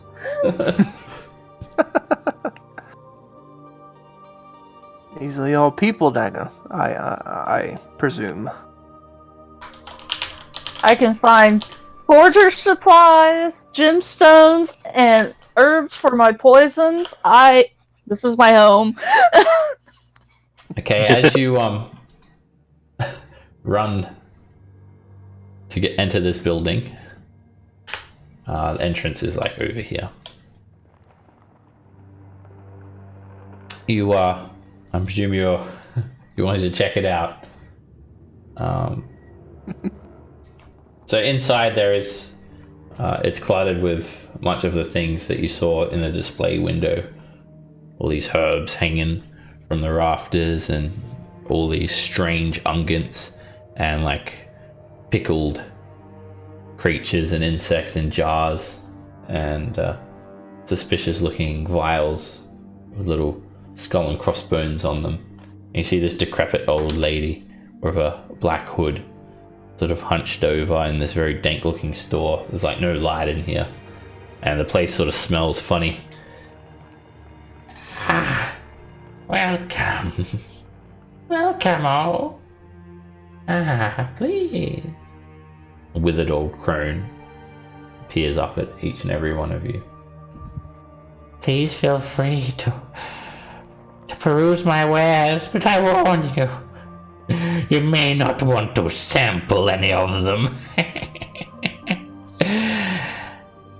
Is there something that you need in particular? Perhaps your lover is becoming annoying, and you need to discreetly put them out of commission. Or an old rival is getting the better of you, and you want him to disappear. Or perhaps you just need an extra bite to your blade. I have it all. This is Nightshade's Poisons after all. And she sells just about every type of poison you could imagine. From assassin's blood to midnight tears, or purple worm poison, or a simple truth serum. And that is a full list of her prices and poisons.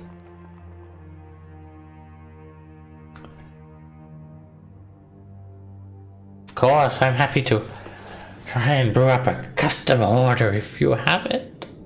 You just let me know, dear. Do you have a shrubbery? Shrubbery. I can certainly kill a shrubbery if you like, with a simple drop.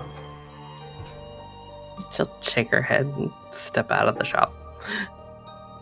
I have a poison that could kill a man with a single drop. A simple drop on the forehead, and he will cease to live.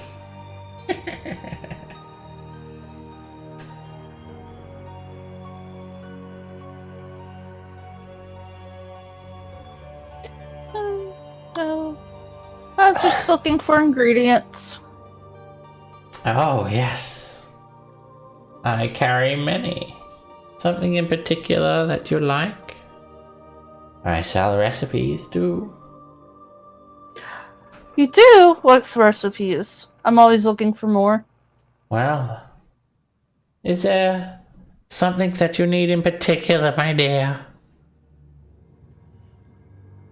Well, I'm looking for something to put on my rapier. Well, do you know how to use poisons, my dear? Yes. A good place to start is just a basic poison, of course. You can coat your rapier with it, and it'll give your rapier a little bit of extra bite. Very, very simple ingredients, my dear.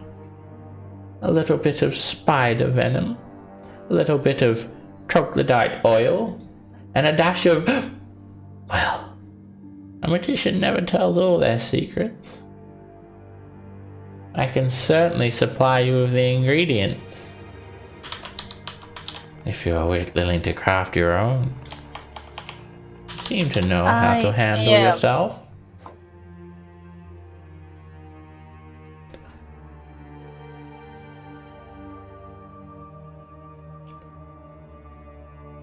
So, Okay. she can provide you with ingredients to like make just about any poison and antitoxin. I think with poisoner's kit, let's have a look. Basically, with any crafting, like you craft it at half the price of what it costs. I think a basic poison is 100 GP. I'll check that. But yeah, basically you can craft it with half the cost. I would say that you'd probably do it at the end of a long rest and make a check with your poisonous kit.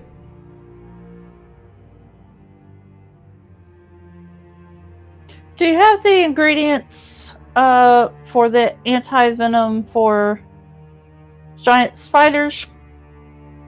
Oh, yes. Indeed. Of course, to truly understand a poison, you need to know how to cure it as well. And, yeah, she just points to a couple of herbs. And again, it would cost half as much as what it would cost to buy it to craft it. Let's have a look. I think that is under adventuring gear for antitoxin. So yeah, you drink it and it gives you advantage on saving throws against poison for 1 hour. And usually it costs 50 GP to buy, so you could craft it for 25 GP.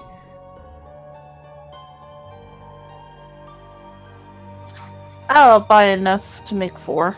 Sure, that'll be 100 GP. And then poison is, 50 GP to craft it, 100 GP to buy. And then I'll just say at the end of a long rest, it wouldn't take, like, it's pretty much crush up some herbs, maybe boil it, add some liquid to it, and then you could like make one at the end of every long rest. Pretty basic crafting there.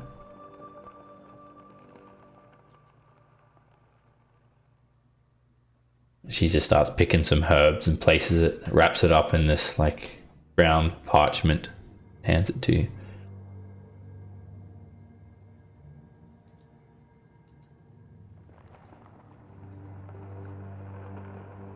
I did not mean to do that.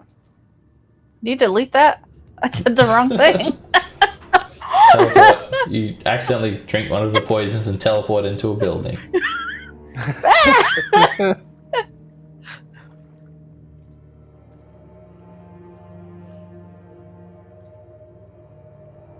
So, yeah, I need that poison to teleport, Chief. They're not magic items, so those like antitoxin and that, it's pretty easy to craft. Doesn't require anything special.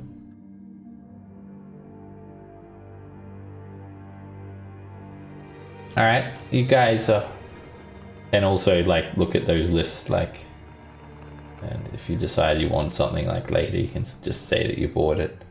You don't have to make a decision now. You know where to get it from. Alrighty.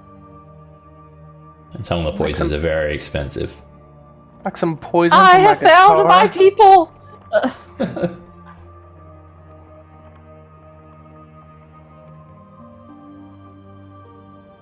Alright.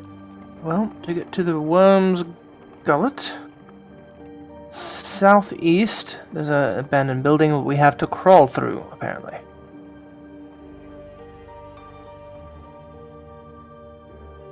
I'm sure we'll find that somewhere. There is a single building embedded into the southeast wall, and there is just a gigantic column of rock sort of separating the two upper sections of Skullport here, and there's seemingly no way to get from one part to the other without having to actually go down a floor. However, when you find the building, it's basically as south and as east as you can go. So, a little further. You open up the door and you just see basically an empty room with a stone floor, and there's just like a single wardrobe, an old looking wardrobe at the back wall. You open up the door and you see someone has bored a tunnel straight through the solid rock. You crawl through there and it leads out onto the roof of a building, and you find it to be quite precarious. If you want to crawl out onto the roof, you need to make an acrobatics check, or you risk falling all the way down onto the bottom floor. Instead of... I don't want to walk out. Can I just crawl out? What will I have is... Well, I'll still have to make an acrobatics check? If you crawl out, I'll give you advantage. And that'll be like crawling out onto the roof and then carefully jumping down onto the catwalk. Well... Ladies, gentlemen, do we want to do this? I'm fine with taking the risk. Why not? Oh, alright, well, I'll go first. That way, we'll see what happens. And I'm gonna crawl out. I'm not gonna brazenly walk.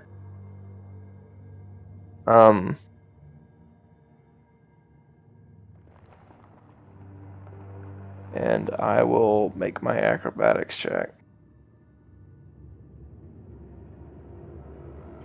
17. All right, you crawl out onto the roof and plop yourself down safely onto the catwalk. And I'll call back. All right, I've made it. Who is our least dexterous person? I'm not worried about Cass because he can just walk on walls and shit. Probably the Scamper Brew. I'll call back to Scamp, and if she can still hear me. And no for Brew. I am gonna turn into a spider and crawl up. Alrighty. Well, You if I see her transform turn into a spider, and then crawl out onto the roof and then cast a web and just dangle yourself safely down. Did you want to remain a spider after that, Scamp? Sure, I'll crawl onto Roland's. If he lets me, I'll crawl up his leg and then eventually on his shoulder. I know it's you. I'll call back to Brew, and there we go. I know it's a bit precarious, Brew, but I believe in you. I want to give him a bardic inspiration. Alrighty. Because I know Oh, he has thanks, pal. Well, because I know you have Full of that death penalty. Kind of stanky. Well, death stanky. Yeah, Brew.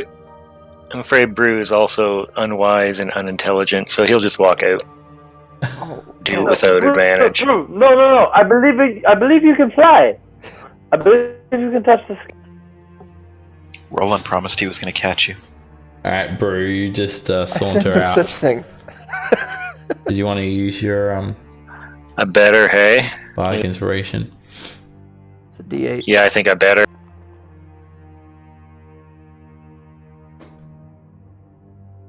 Alright, you just walk out and you just crash through the ceiling. And then just walk out of the building like you're meant to do that. Break straight through the tiles and then just keep on walking out into the entrance. And it's a D8 right now. Thank by you, the way. Roland. I think you saved my butt. I guess that means that I am next. Oh, well, no. No, as Nox is looking over the edge, Dagger just, runs and leaps off. Sorry, I thought I forgot I muted myself. Alright, Dagger just very expertly Lady just first. flips onto the roof and then does a triple front flip onto the catwalk. Show off. Ta-da! Well, here goes nothing. Alright, Nox, yeah, you just sort of stand up on the roof. It's sort of pitched and you just surf the tiles down and then land on your feet next to Dagger. Well, that went fairly well. And yeah, Cass, you don't need to make any ability check. Cass just walks Cass out. just walks casually. Alright, you guys are sort of stricken with this sort of startling shadow that you see looming overhead, over in this direction. There is a gigantic spider looming on the roof here, like a great dark god. It's enormous. And then you realize it's a building, but it's clung to the roof another 20 feet overhead. It looks like a 30-foot tall spider. Good God. It's a Yeah, bit garish. I gotta Are there fix any up. paths? No. I gotta fix up the scale on this map actually to fix up the vision a little bit. There we go. Ah, alright. Scamp, are you just hopping from host to host? No, I'll try to stay with Roland. So you can sort of make out the shadowy sort of outline of the spidery building. It's up here. And yeah, it's just made from some sort of black stone. Upside down spider that's just clung to the roof. And you see this red glow. Looks like there are giant spiders skittering around inside it. Some of them pull out onto some of the legs. Oh, there's actual spiders. Yeah. Aren't we looking for not a spider but a worm?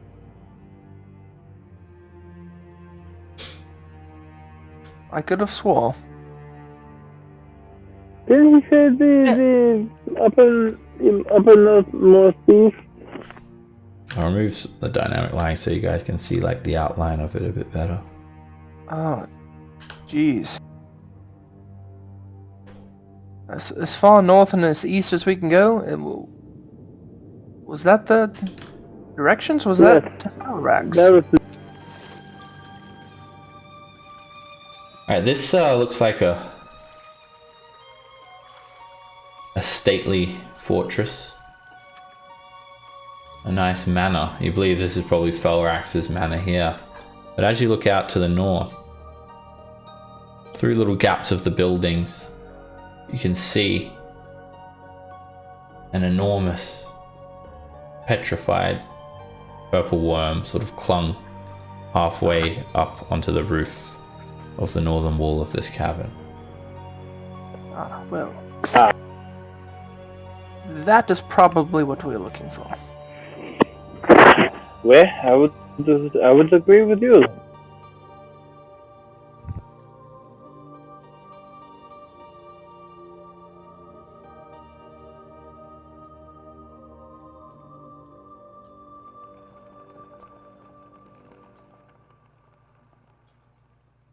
You still see the purple tone of the worm's flesh still present, and sort of see these sort of circular rivets of the different sections of the purple worm sort of creating this bumpy sort of pathway as you walk into inside this thing. You see tables. Well, here's something I ain't been killed by yet. See tables arranged. It's very sort of cluttered inside, and you see little kobold servants holding up dishes, and it's very empty in here. And you just smell this sort of sour sort of meat roasting away. And we'll take a 10-minute break now. We'll see what this restaurant holds when we get back. See you guys soon. Welcome to Good Burger. Can I take a good order? Welcome to Warren Donald's. Can I take your order, please? Deb, I don't know if you had, if you even remember it, but one of the few things I remember from my time in Australia is that it was basically like peri peri. Peri peri sauce? Well, peri peri sauce was what they were known for, but it was basically a restaurant that it's like a fast food place, but it was like Nando's? chicken burritos and that kind of stuff. It was delicious. Nando's? Nando's, yes, that's it. Oh, you don't have Nando's in the States? No. Oh, that's No in Nando's. Canada. Yep. You can get peri peri. Well, I should say we don't have Nando's wherever all the cities I've been in. It doesn't exist.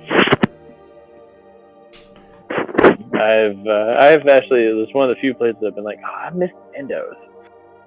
Yeah, I feel very sad for you learning that you don't have Nando's. Nando's? Which is even... What are it's Nando's? like, what would you call it? Portuguese style food. Yeah, it's Portuguese fast food. Oh, cool. Pretty tasty. I'm just gonna grab a drink. I'll be back, guys.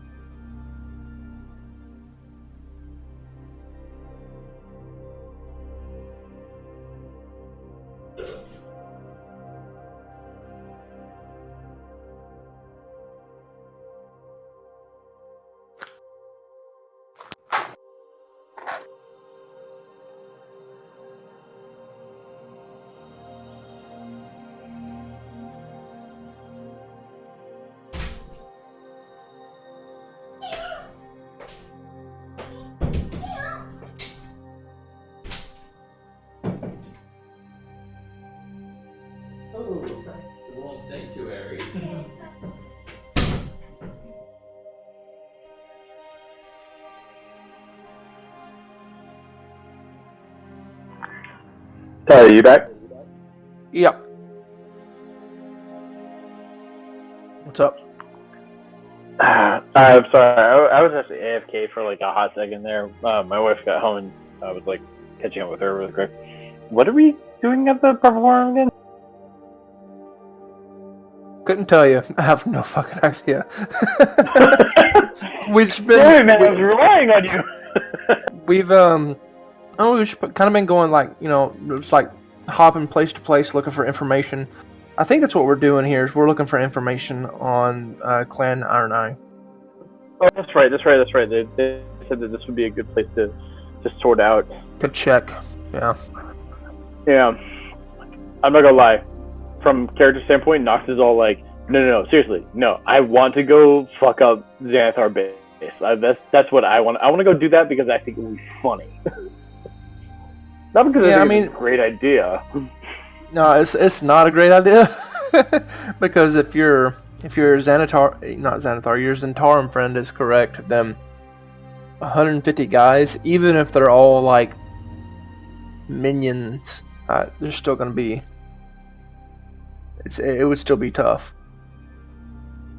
Look, you just need a really good pinch point.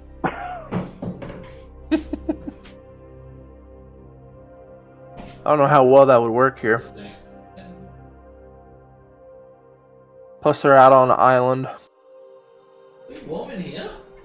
Well, I mean, I don't know if you're a Game of Thrones guy or not, but come on, give me 6 good men. I'll impregnate the bitch. I almost said that.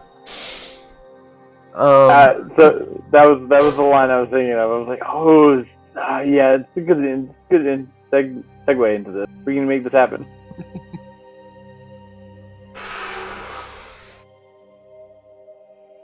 But I mean, like, end all be all, realistically,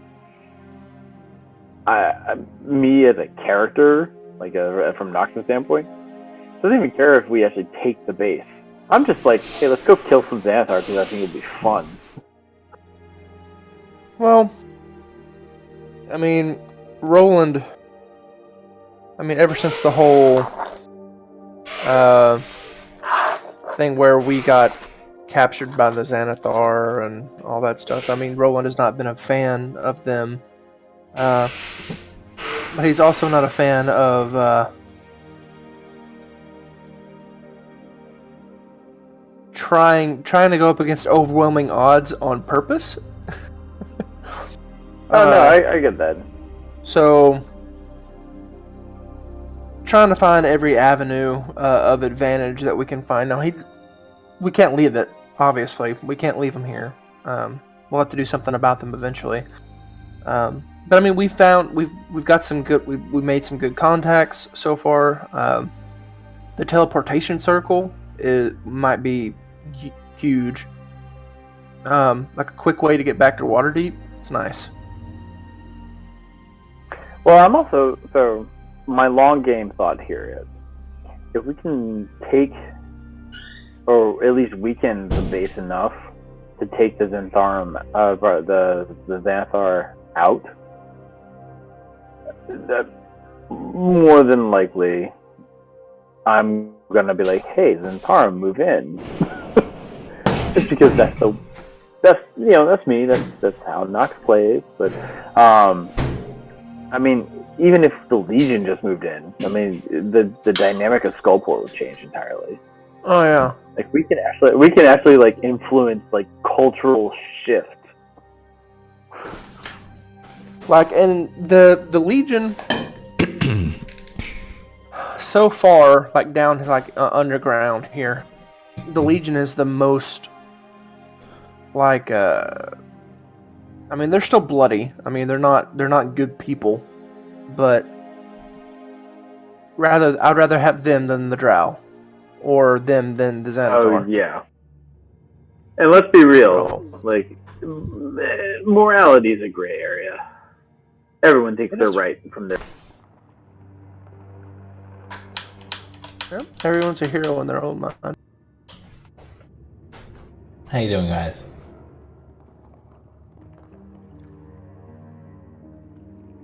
Everyone good? Roland is probably the most morally ambiguous character that I've ever played. It's strange sometimes. Nox is not my most morally ambiguous. Probably the worst, or I should say the highest offender. I played a rogue Eladrin once that was basically like, hey, this sounds fun, I'll do anything. And it was all a matter of like, yeah, well, it was very entertaining because occasionally I'd throw out an idea and everybody would be like, really? Right now? This is your suggestion? And I'd be like, come on. You were thinking it. It was good. As you guys enter, almost entirely like his at least speech and everything that came out of his mouth was very much id, just straight up like, oh yeah, just do it, bro, just do it. How you guys doing? Sorry, I was like, just realized I was muted. So as you guys enter the inside of this petrified, hollowed out purple worm, immediately you notice it's very cluttered in here, and there is this sort of sour smell. It smells like the familiar scent of roasted meat, but sour. And these little kobolds rush to acquaint you. Come, sit. And there is just these tiny little stone tables that look very uncomfortable, jagged looking seats. The kobold just sort of has this little straw broom, and he sort of dusts the table off a little bit. There's no settings to the table, there's no placemats or tablecloth or anything like that. Sit. Other little kobolds just sort of stand around here, these little reptilian looking 4 foot tall draconic humanoids. One of them addresses you as you find your seats. Welcome to Worm Gullet. Speaking undercommon. Only one of us, to be fair. And I want to turn around and speak in Draconic at them and just be like, do you understand me now? Is this good for you? Oh yes. Very nice. Okay. You know the one true language of the dragon. Excellent. And then he just starts rambling off in Draconic. Indeed, I do. I run the drinks for my friends, and is it like meat skewers that I smell? What is that aroma? Oh, that is Gaza's special. Gaza's special, yes. Hot shrieker pie. Yes, delicious, very delicious. He catch it today. And he points to another kobold there that's picking his teeth with a bone. And house ale? What? Wormwares we sell. 2 silver per head. Okay? It sounds perfect. 6 wormwares. 5 wormwares. Sorry. Pet. Does it drink? He points to the spider. No, they observe. I'll look at Scamp, Scamp the spider. We can cook it if you like. No, don't cook it. Do you want something to drink, Scamp? She'll shake her little spider head no. No drink for the spider. Okay. 5 wormwares. Yes. Kobold rushes off to go and tap these drinks. Okay. Today's special is hot shrieker pie, freshly caught. We also have sturge loaf, carrion cooler souffle, flump stew, and rat skewer. All local produce that we could find today. Fresh. You find anything else, and we can cook it too. I have a question. Where did you find the flump? Flump? Yes. Me not sure. He catch it. Me find it. The other kobold yells out, the one that's picking his teeth. It's very hurt. You know what? Me find it in cave, leading to Underdark. So me stab it, and it die. Very tasty. Alright, fair enough. Someone already tried to catch it, I think. Was hurt.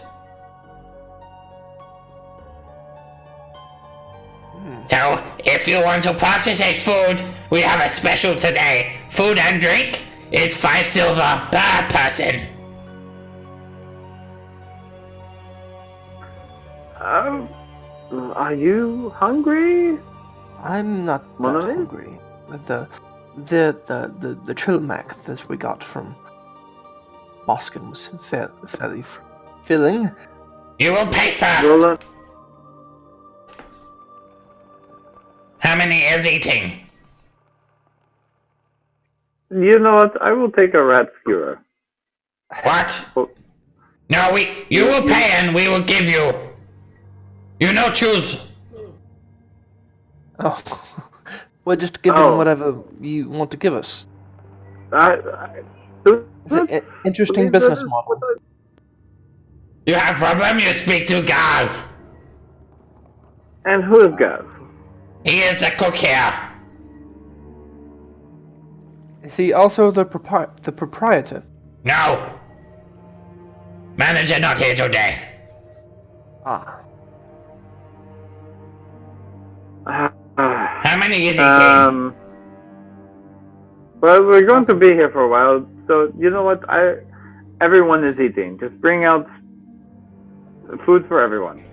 Okay. We will share. Guys, 5 foods. Just yells out, 5 foods. Got it. And he yells out to this little cave here. I'm not too sure about this, Nox. It's okay. I produced the silver and put it on the table. I'm just like, it's paid for.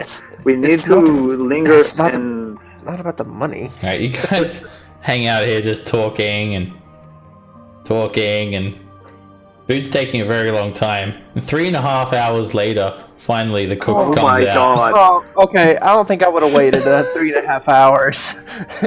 I think after 30 minutes I'd go back there and say, what is taking so long? If we're going to eat, we're going to eat. Every time you ask, the kobold just yells to you, you get when it's coming!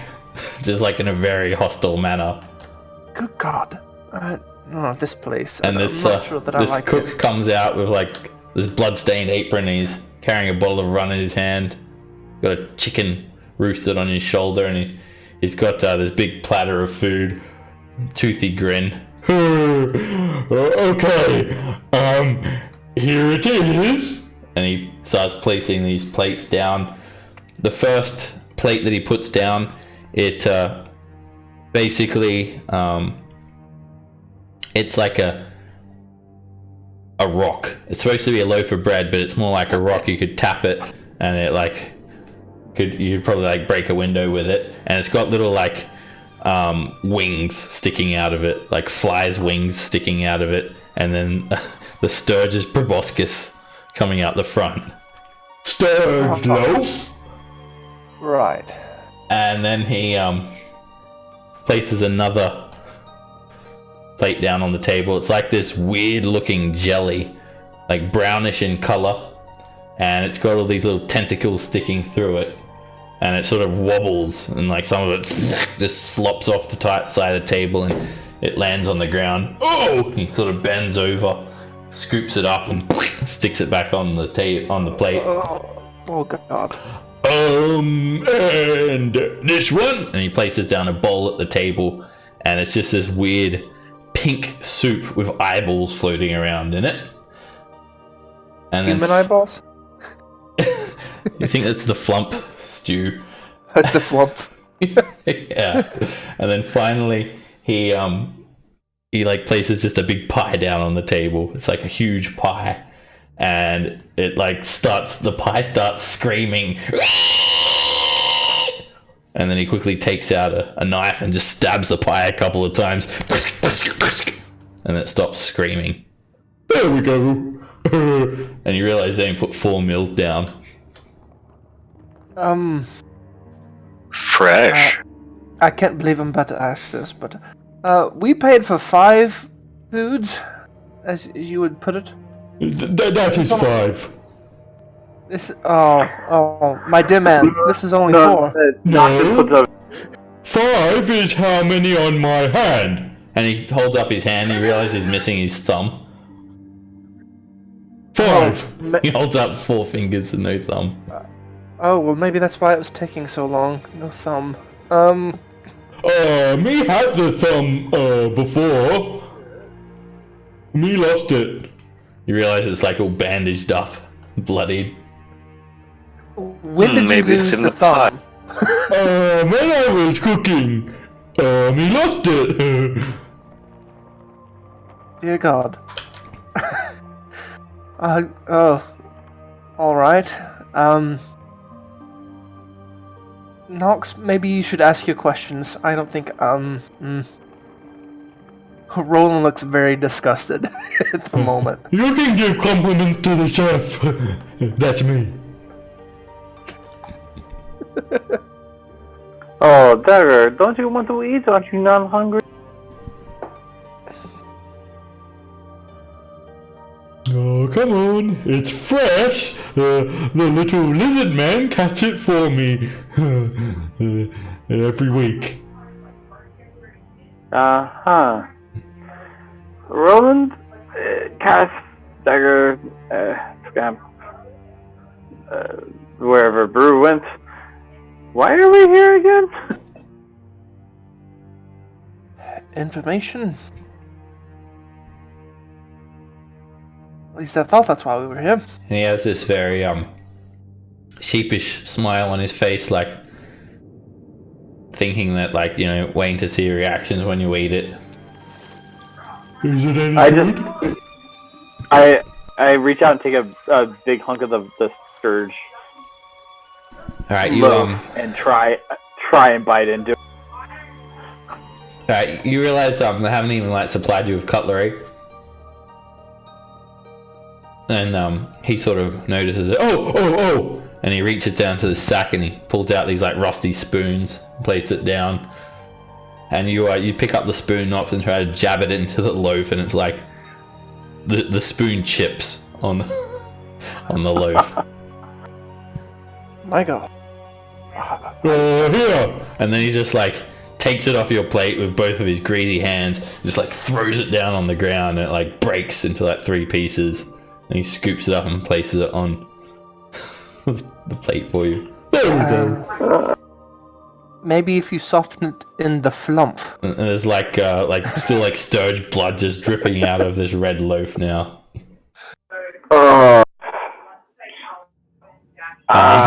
He gets a bit of the blood on his hand and he licks it. Good. And then he like handles your food after like licking his hand. I want to make a sleight of hand check to pretend like I'm taking a bite. Sure. No ability check required. And I just be like, hey. It's just that dumb. You so good.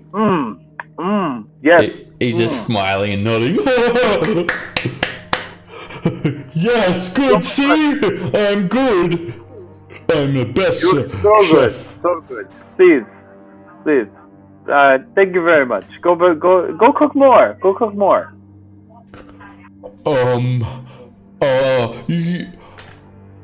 You only paid for ones each. The manager will get angry if I make free foods. And who exactly is your manager, guys? He's a dark dwarf, and he's mean. Oh well. How is he mean? Oh, What does he do to you? so you? We cannot have this. He never used to be the manager here, and then the Zhentarim, they came and they killed the other manager, but they kept me as cook, and now my manager is the Dark Dwarf, and I think he's a Zhentarim, and he's very mean. He doesn't come What is here his much. name?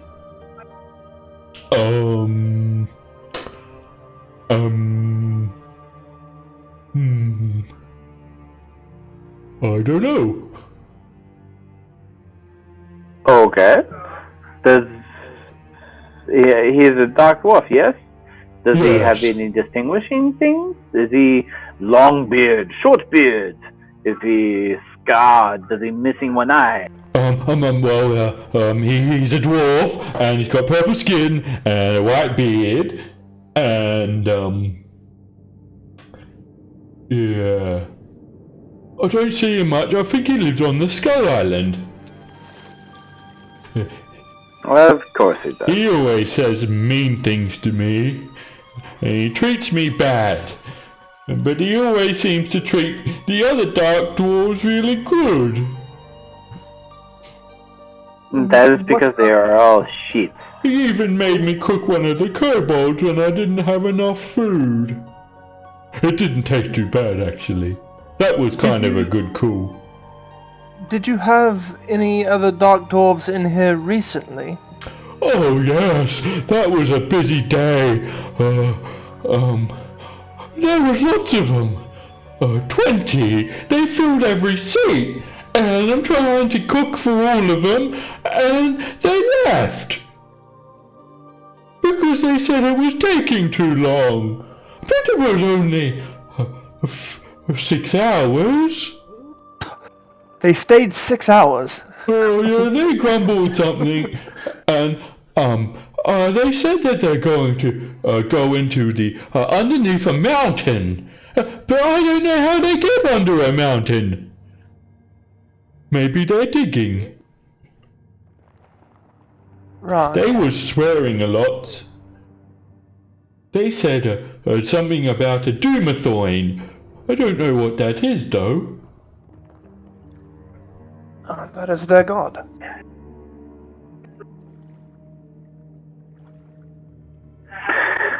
Well, thank you very much for your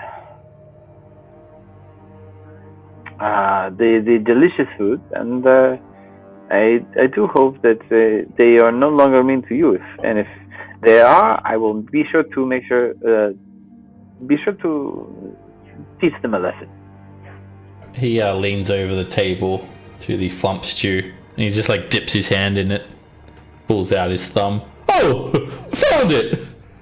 Oh, Jesus. He puts it in his pocket. Oh, alright. Well, on that note... Oh, I just thought of this. Did we wait for 3.5 hours? Maybe, yeah.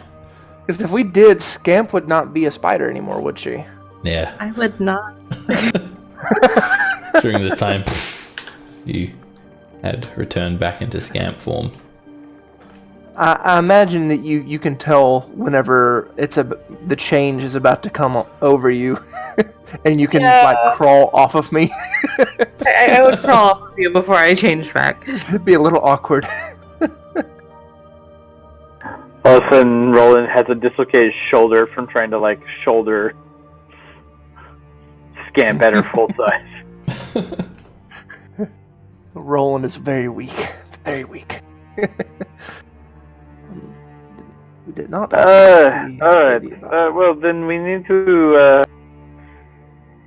Alright. I apologize. I do believe this was a bust. Where to now? No, not necessarily a bust. If they spoke of Doomathorn, while it is their god, we did not chat with the strange woman at the gem shop. We just sold a gem for a decent price, actually. That's true, and I've also recently found another one. And I pull out a zircon that I've got in my pocket. I'm like, I found this too. I forgot I had this. You said the gem store lady had purple skin, correct? Yeah. Was she short in stature? Yeah. Hmm. She could have been a Durgar. She seemed not as stout as you would expect for a dwarf, but...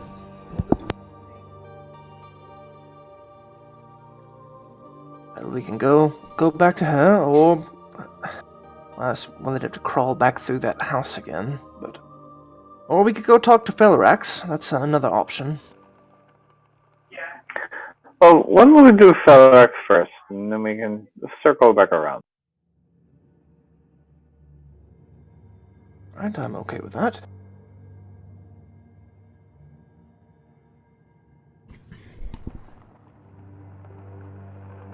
I think Fellerax down this way. I'll let someone else go first in case there's spiders out there. There's more, most definitely going to be spiders out here. Probably.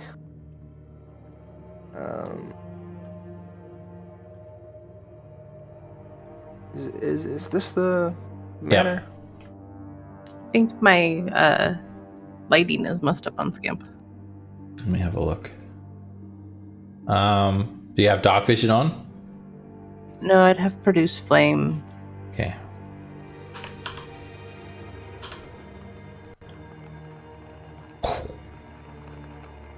Thank you. Entrance over here for Fellerax's manor. I'll just Okay. remove all the dynamic lighting. Don't really need it. Alright, you enter what looks like quite a fortress. A bleak 3-story stone mansion. And you just see this like little glow from inside that sort of almost signals you as you approach Roland. And you head up to the top story. It looks like a library mainly, but there are many other rooms. And you're greeted by a copper-colored dragonborn who has a staff topped with a glowing light. And he sort of immediately looks at you, Roland. I have observed you, Harper friend. You are Roland, correct? I am, and I presume you are Fellerax. Indeed I am. And as you look around, you notice skulls hanging on the walls by hooks. And this very sort of, this theme of just sort of evil necromancy. So evident from the decor. Do not worry, friend. I am no necromancer. This fortress used to belong to an evil wizard named Dalagor. He has long since gone from this world, destroyed during the spell plague. Right. I have not taken the time to redecorate it. Do not let it disconcern you. Tell me, friend. Of course not. Yes, Harp Shadow. What brings you here? We come in search of information. Then you have come to the right place, my friend. Excellent. Exactly what I wanted to hear. I will share with you whatever I know. Feel free to use this fortress as a safe house, should you so need it. Alright, we may take you up on that offer. And there is quite a nice large hall here with various divans arranged around, a cold hearth, and it's like long rug on the floor. Just looks like a wizard's manor. He invites you all to take a seat. Sits down on a rocking chair. He looks very mage-like. He wears robes. Roland will take a seat. I will help you out, whatever way I can. I have already heard from Kalal Kladani that you are here. On behalf of her and the Harpers, I would thank you for delivering the coin from Matrim Merrig. He does us well on the surface. Of course. What do you need, friend? Speak. Well, again, information, mostly. There is a clan of Durgar that has stolen something that we're trying to retrieve. It's Clan Iron Eye. They posed as merchants. Yes. Have come back through here not long ago. I know of them. They are not here anymore. Their leader is a female half-dwarf. Half-Durgar. I remember her from her distinctive red hair. She led them through and beyond Skullport. About a week ago, they stopped here. They drunk at the Black Tankard. They procured supplies and weapons from the foundry. They ate at the Purple Worm, and they continued on through the tunnels that lead into the Underdark. Yet I suspect that was not their destination. I have been reading a lot about Undermountain lately. Do you know about the history of the Durgar? What drives them to be so evil? Not in particular, no. They were once brothers with the surface-dwelling dwarves.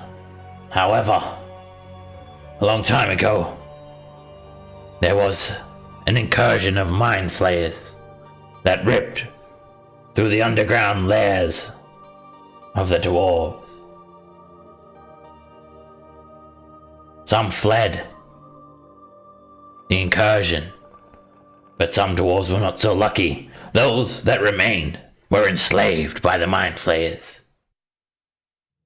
Eventually, they broke free, slaying their slave masters.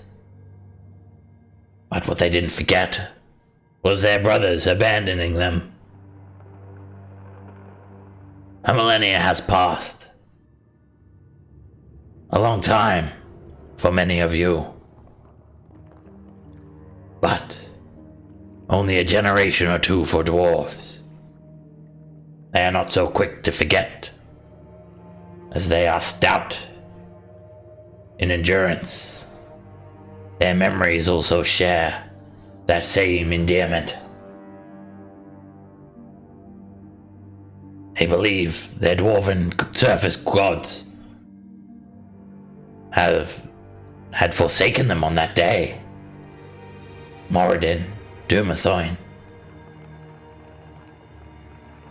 They hold only hate for those gods now. Although really they yearn to be accepted by their surface brethren. They go about it the wrong way and paint themselves evil, and rightly so.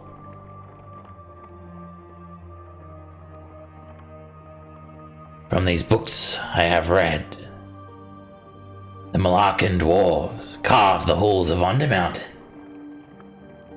They worship the dwarven god of secrets, Dumathoin. Rumor has it, there was a grand temple, a whole level of Undermountain dedicated to this god, sealed away in the annals of history, hidden as so the god of secrets would wish it.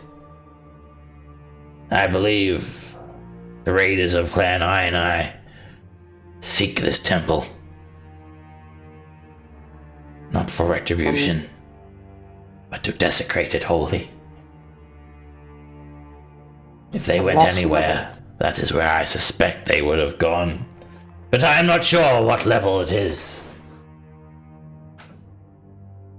These books, they would take my entire lifetime to read, friend. Suppose it would. Any- Didn't we hear something about like a secret level? Rizaril told you that level 6 is called the Lost Level. Said he knew of the name, but he'd never been there himself. Okay, I knew I heard that somewhere. Right, well, good information to have. So, possibly going to this secret level of Doomathorn. This temple.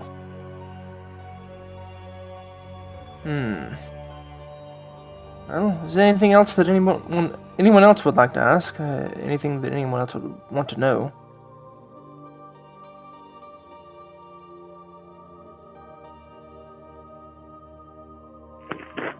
I mean, you mentioned that she is a half-druid, and the striking red hair that she had, is that something that is not common amongst? For she is Torn, half surface dwarf, and half underdweller. Truly, it must be an internal struggle for her. Perhaps she could be more reasonable than your typical Durga. If you do find her, of course. That is true. But I must know why you seek her. It interests me. Well, in truth, they have stolen a magic item from the Legion of Azarok. And we look to retrieve it. Now you tell him, I presume you should share all the information with him, being a Harper member.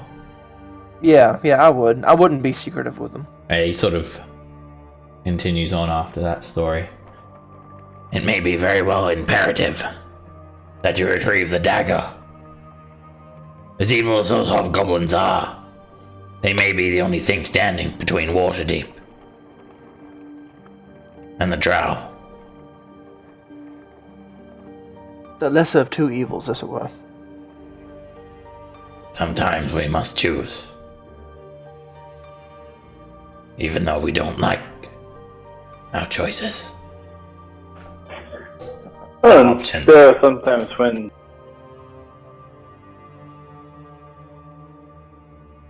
some options are better left to the idea that at least an honorable villain is one to play with, rather than the ones that you cannot trust. I feel like at least the Legion is one to recognize and face you head on rather than try and stab you in the back.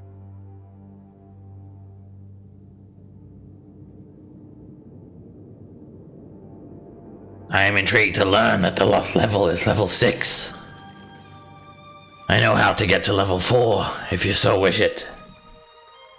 It is named the Twisted Caverns. There should be an entrance. I believe it will be guarded by the Legion of Azarok. Sure, you won't have trouble getting through them with your writ of passage. What lies beyond, I have no way of knowing. Of course. Another question. The lady that runs the gem buying and selling shop here in Skullport, right across the way on this level. What is her story? Is she a Durga? Half Durga. She is fair with her prices, an expert gemcraft. Not allied with Zenithar, but I'm sure she has the coin to pay the harsh taxes that they have imposed. I remain here only to gather information about them. The Harper's coffers run deep. There's no problem for us. A small price to gather information on them. Yet I'm still trying to learn of their secret entrance that connects Skullport to the Zenithar Guild hideout.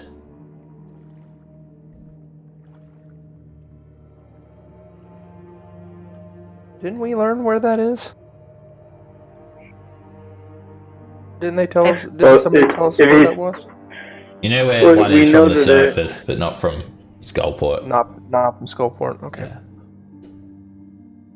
Well, if we come across it, it's definitely information that I will share with you. Thank you, friend. Well, I would say that this has been a most enlightening visit. Shall we continue on then? Wait, Roland. Yes. Take these 2 scrolls to help you on your journey. He gives you 2 scrolls. Okay. Scroll of Misty Step That could be helpful. and a scroll of Lightning Bolt. Hey! All right. I don't think I can. I can't cast it, but I'll hand it to Nox. I don't think I can cast it anyway. Yeah? I think you Nox. could probably try. I cannot. As you're putting these scrolls away, you notice the little flying snake actually has a little satchel, tiny little satchel attached to his underbelly. And there are 5 coins stacked up neatly in the pouch. And they're all half What moons. is these? Oh! Moons? Oh wow. And there's just a little note. It says Z. Like a Zhentarim Z. A present from the Zhentarim. Loki, you Five bring me moons, not bad. presents now. Everyone, the snake is named Loki. Loki. Alright. I will call it Garter. I mean, like, I cannot stop you, but I'd prefer you to call it by its name. Well, Fellerax, thank you for the scrolls and the information, but I think we must continue on our way. Good luck, friend. Really? My mansion is Chance, here as are your you- sanctuary whenever you wish it. Thank you. Would you be interested in buying spell? Buying spell books? Yeah, well, yes. We have a number of blank spell books that we come upon. Did not know if you would be interested.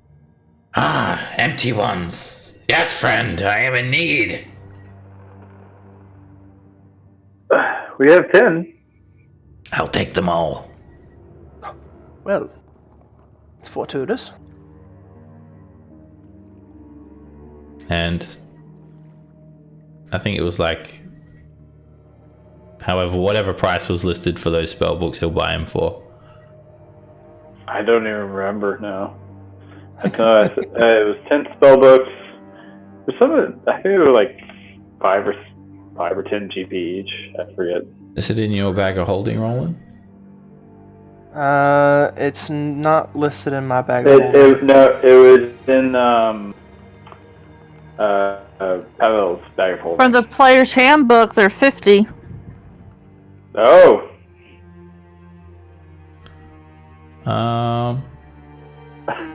Who's Oh, got we have Pavel's 10. bag of holding? Should be not. Nox. Nox. Alright. Everyone's got a bag of holding. Alright, I'll find the price for you. Mine has just like random stuff in it for the most part. Mine's full of clothes. Alright, this was from Calabash's room. 10 GP each. So, 200 GP. There should have been 20 spell books. 200 GP gives you. Cool. Yeah, we'll just. We don't really have a party loot, do we? We're just doing the. I've been keeping up with like coinage and stuff. All right, throw the 200 in there. That's And party again- loot. Again, anybody that needs coin for something, just look in Roland's bag of holding, and use the money for whatever you need. Well, thank you very much, sir. Or ask Scamp for a loan. She's loaded. Roland's actually got a fair bit Oh, of wow. It's just It's just squirreled away up in Troll Skull Manor. Alright, turns out the Harper contact proved most useful of all. As you would expect, you learn that the Duergar have moved on from Skullport, most likely headed off to plunder this so-called lost level, a level dedicated entirely to the Dwarven God of Secrets, Dumathoin. So, group puzzle, I guess? And you look up to wonder where that voice just came from.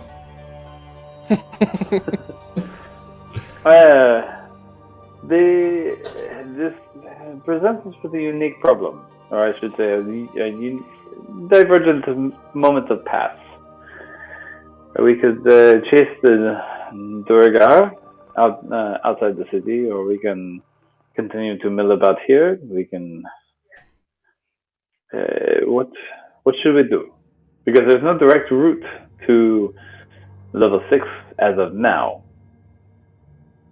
Well, I would suppose that going level by level would be the easiest way. Fellerax, for all his information, still can't tell us what's on the 4th level. So, I imagine somewhere on the 4th level we'll find the entrance to the 5th level, and then to the 6th level from there. It's all I can presume, anyway. But I see no reason why to stick around here any longer. So, if you remember when you found the Revenant in the pit on the 1st level, you saw a map, 23 different levels of Undermountain. Mm-hmm. And now that you think back, you notice that the 6th level was actually on the same sort of level as the 5th level, whereas they sort of go down, stacked on top of one another. The 6th level is actually more off to the side, indicating it was sort of definitely hidden. Lost level. Yeah. Would Roland be able to remember that map well enough to do a minor illusion of it? Yeah. It's basically just like all these different levels stacked up atop one another. And they weren't actually labeled either. So. There was a few buttons that sort of yelled out the names of the levels, but yeah, it doesn't it's not detailed at all, but it was like from the layout you could tell you could go straight from the 5th level to the 7th level. It's not like you have to go through the 6th level. Alright.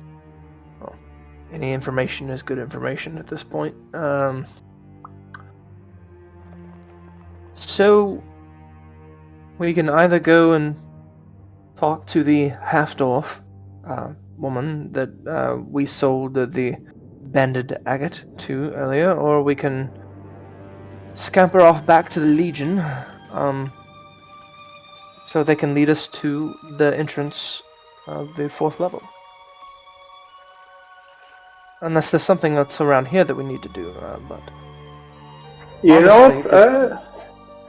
I'd say let us talk to the woman one more time. Wasn't That the that gem store called Durothane something? That's what made me think of it. Yeah, Dumathorn's. I didn't make a note. Dumathoin's But they chest. But there can't be many. There can't be many half dwarfs, well, half surface and half Duergar running around as much as they hate each other. It might be prudent to talk to her again. Maybe she knows the leader of this Duergar band and can tell us more about her.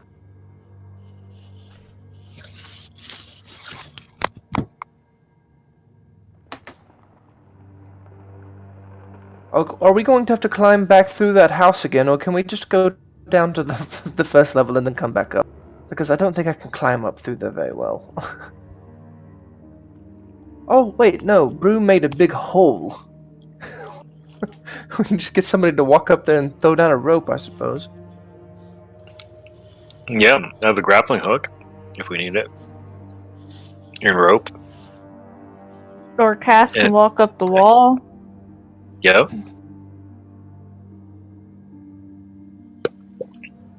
We should just tie He's a doing rope the up. moonwalk in front of me. Well, I mean, no Just time basic. like the present, I suppose.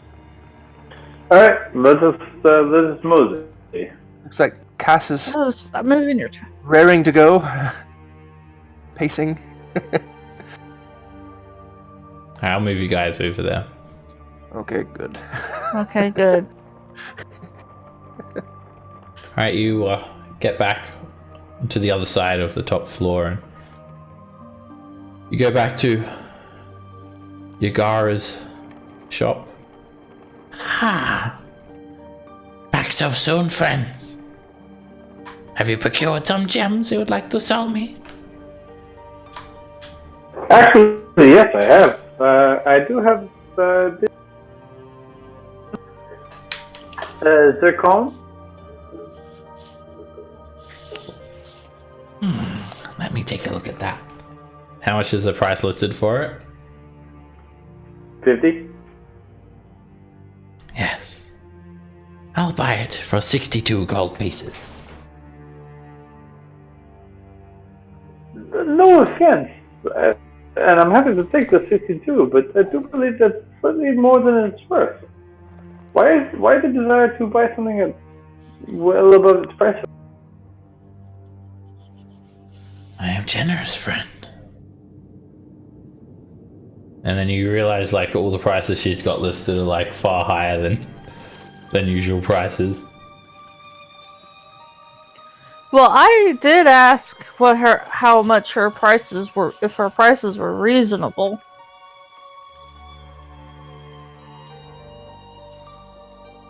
You'd need to. They seem reasonable, but unless you're proficient in like gem cutter's tools, at face value, you I think am they proficient. are.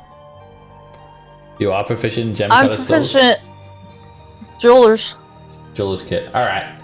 So in that case, Dagger, you actually see that the prices are inflated about 30% of the usual price. So she buys. Keep that in high, mind. but also sells high. Good place to sell. Not a good place to buy. Basically, yeah.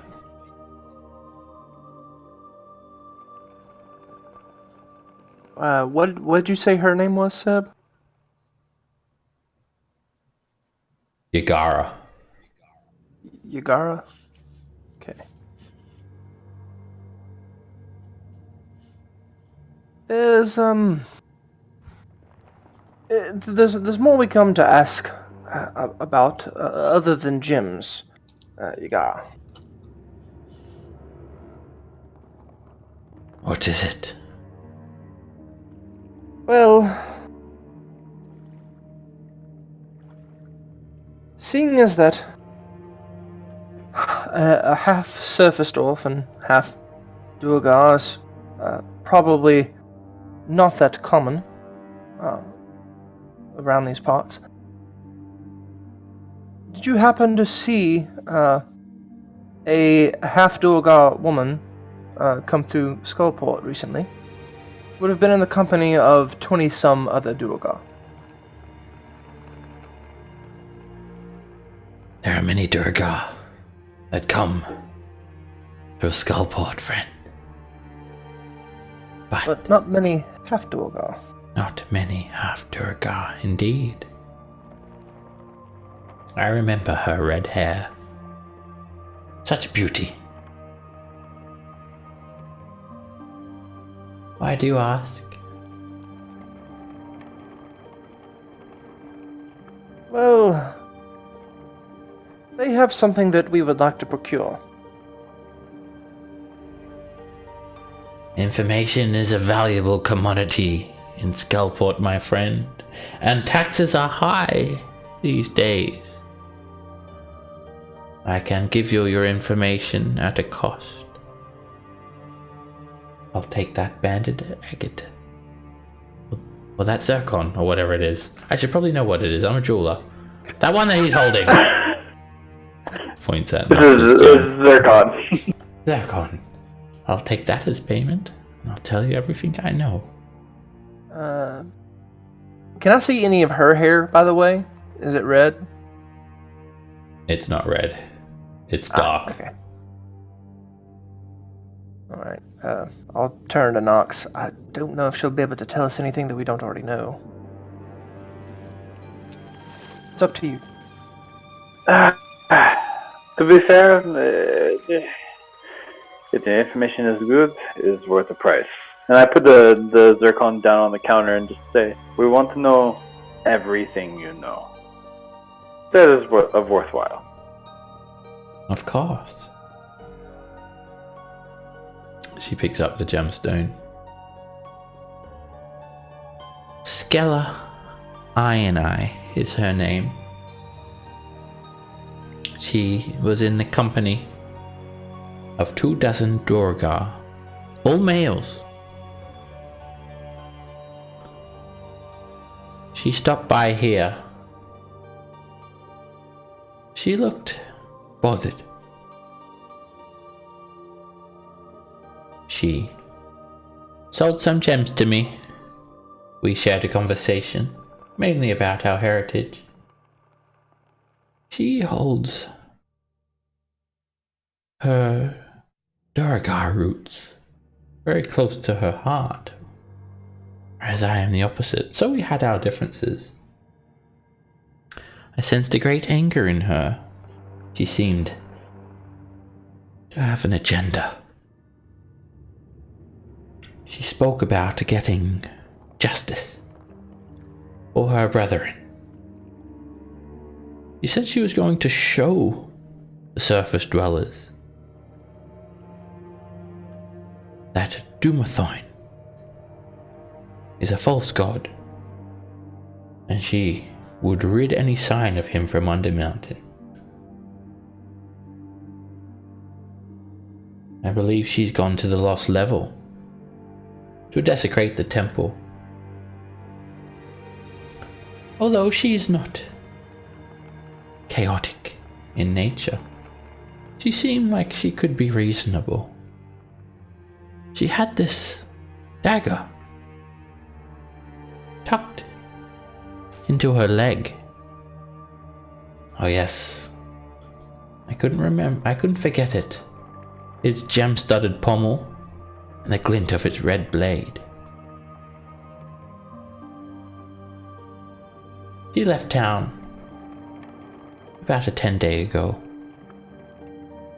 Traveled through one of the passages to the Underdark. Beggar's Nest, I think. But I know she didn't head into the Underdark. There are countless twists and turns and passages that riddle the ground like arteries. I'm sure she was taking a direct route, level 6. I would suggest you don't do the same. or you'd no sooner become lost, end up victim, slave to drow, or worse.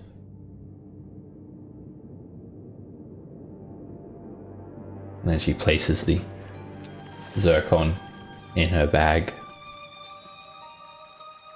I hope this information has sufficed. Oh, there were some cloakers following the Durgar band as well, too, if I count correctly. Staying in the shadows, lurking among the stalagmites. They seem to follow the Durgar. Be very inclined towards them. There's quite a large band of them. You'd be careful to cross them. But perhaps Skeller is more reasonable than she seems. I would suggest parley if you do encounter her. Not everything must end in bloodshed. I hope she sees that too. We can only hope.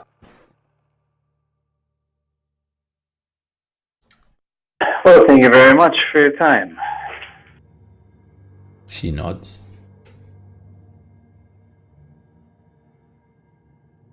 All right. Back to the Legion then.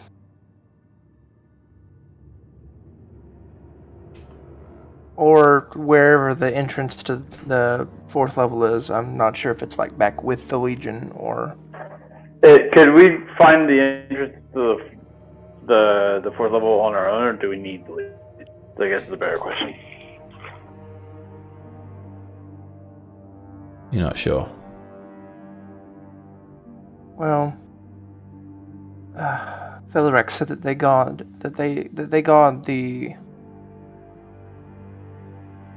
the entrance.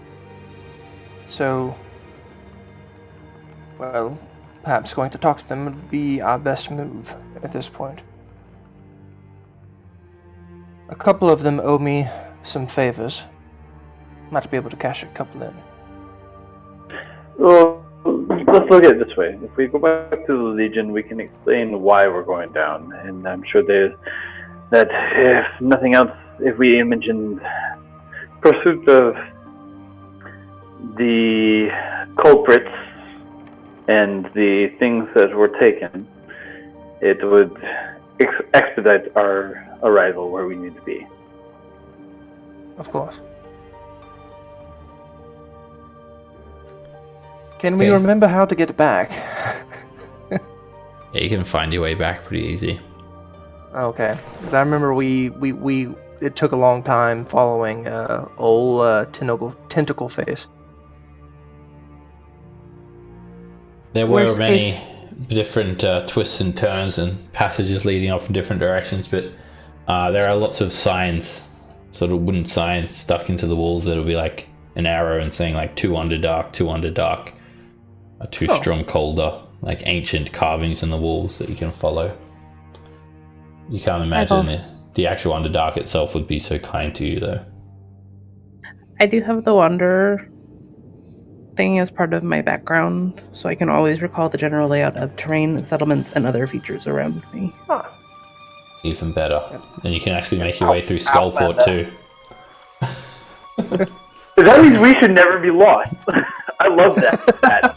If I've been there. should being the operative words there. Yeah. Alright, you guys travel back down onto the ground floor, and a couple of hours go by, and eventually Scamp managed to lead you guys back to level 3. And you sort of just arrive at this winding cavern here. You know that it leads up to the fungus forest and then the hobgoblin. They don't like lights in the fungus forest. Yeah. So I'm gonna have to put out my produce flame and get somebody to lead me through again. You just put your hand on my shoulder. I'll lead the way. You guys meander through this passageway and eventually come to the Shrieker Cavern. harmless clouds of spores are excreted into the air. But without the light sources, the Shriekers are not alerted. Eventually, as you make your way through that area, you'll come across 5 hobgoblins standing guard here. And as you near them, one of them yells to you, "Halt! Identify yourselves!" In common.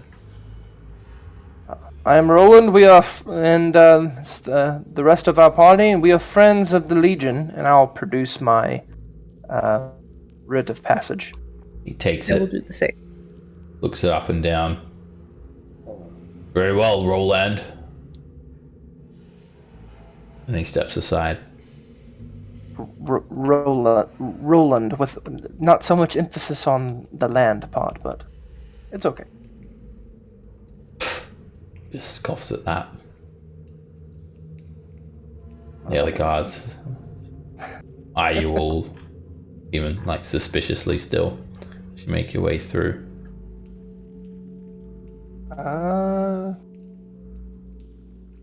Up, I think.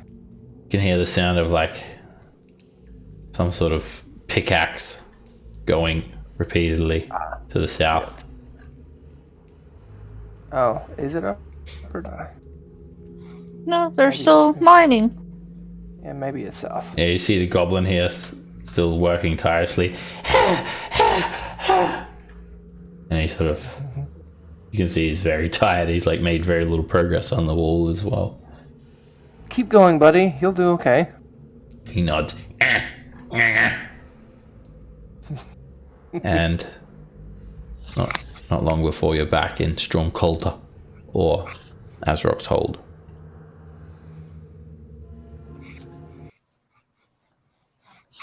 Oh, we're roaming the halls. We don't know where we're going. Yeah, these holes are confusing. I'll get out. Excuse me there, sir. He looks at you, Approach this hobgoblin. eyes you all. Yes. We are looking for the entrance to level 4 of Undermountain. Can you point us in that direction? Do you have a writ of passage? We do, and I'll produce it again. Very well. Follow me. And then he starts leading you south.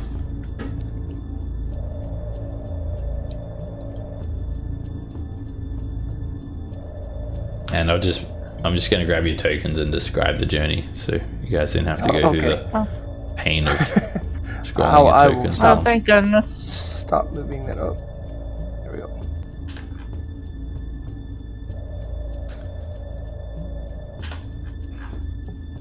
All right, you guys travel down through to the entrance where you first arrive at Azrok's Hold, past the clerical office, past the big pit with hundreds of corpses in there, past the goblins that are fighting over the meat, past the bugbears that are roasting food over a fire, past the hobgoblins that made the first sort of initial introduction to you guys at the first outpost, and eventually you're led here through this winding tunnel just west of that first outpost.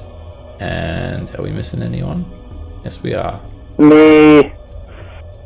Ox is lost. I went towards the light, which is not where I was supposed to be. This is where I am. Don't go towards the light.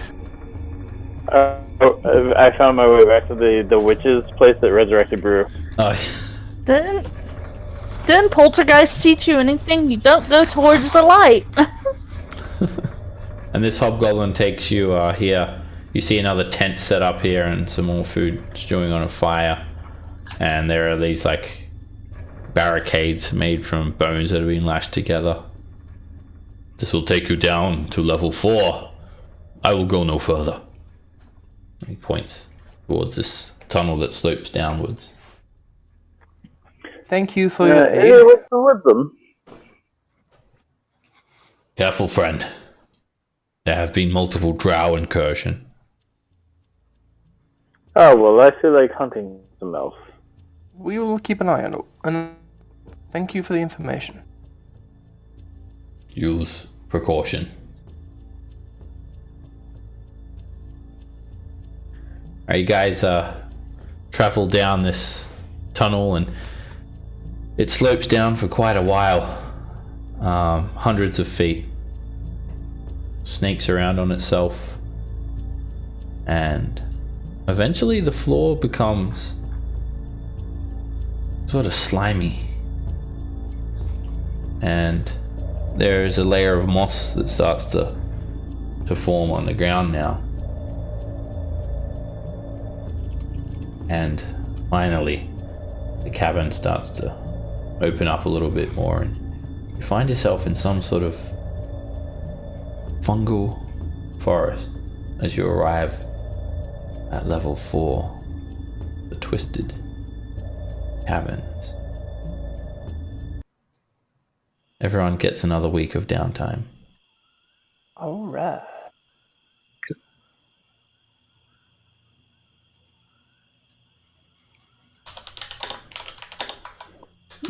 Oh, that's a chill. I don't know if I like that photo.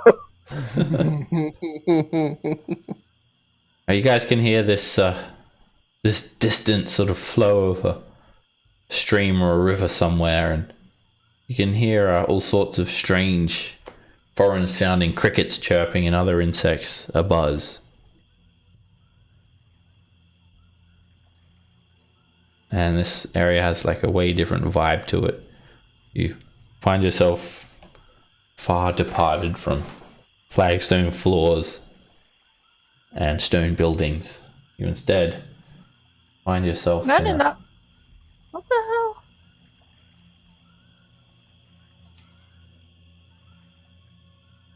What is that?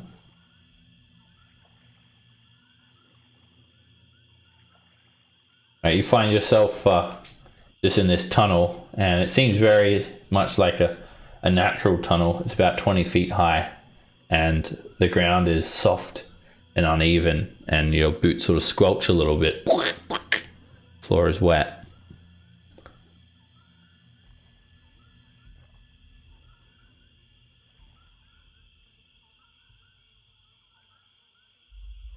Well, what should we do? Dagger, Should we run through? would you, well, do we want to go through as a group, or do we want to send the stabby stab ahead of us? I am more than just a stabby stab. You're also a sneaky. I appreciate the fact that you are more than a stabby stab, but I also appreciate how much of a stabby stab you are.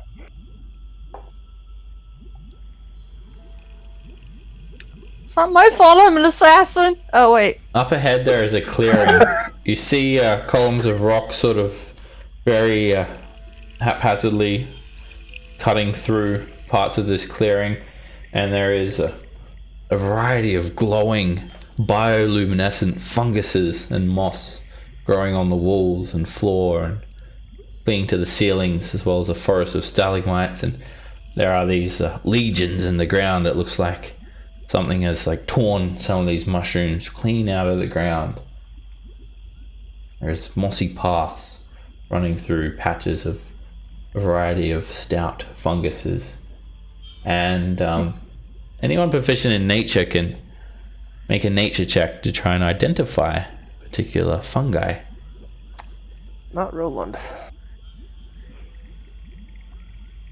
Yeah, you're scratching your head, Scamp. You should know these, but for some reason you can't identify them. They don't really ring true to you with the sort of funguses that you're used to on the surface, unfortunately. I may not know the funguses, but there is supposed to be a forest on this level and the 5th level. It's definitely a forest, not your conventional forest though. A forest of fungus. Oh, that's kind of Mushroom disappointing. forest. Some of these mushrooms are massive. They're like 40 feet tall, and they scrape the top of the ceiling. You hear this voice now. Gullet, buckle, Gullet, buckle, Gullet, buckle, and then this rhythmic chopping. It's coming from the west, over in this direction. I want to check that out. Like some sort of like maybe goblinoid language or something like that. I really need to learn Goblin.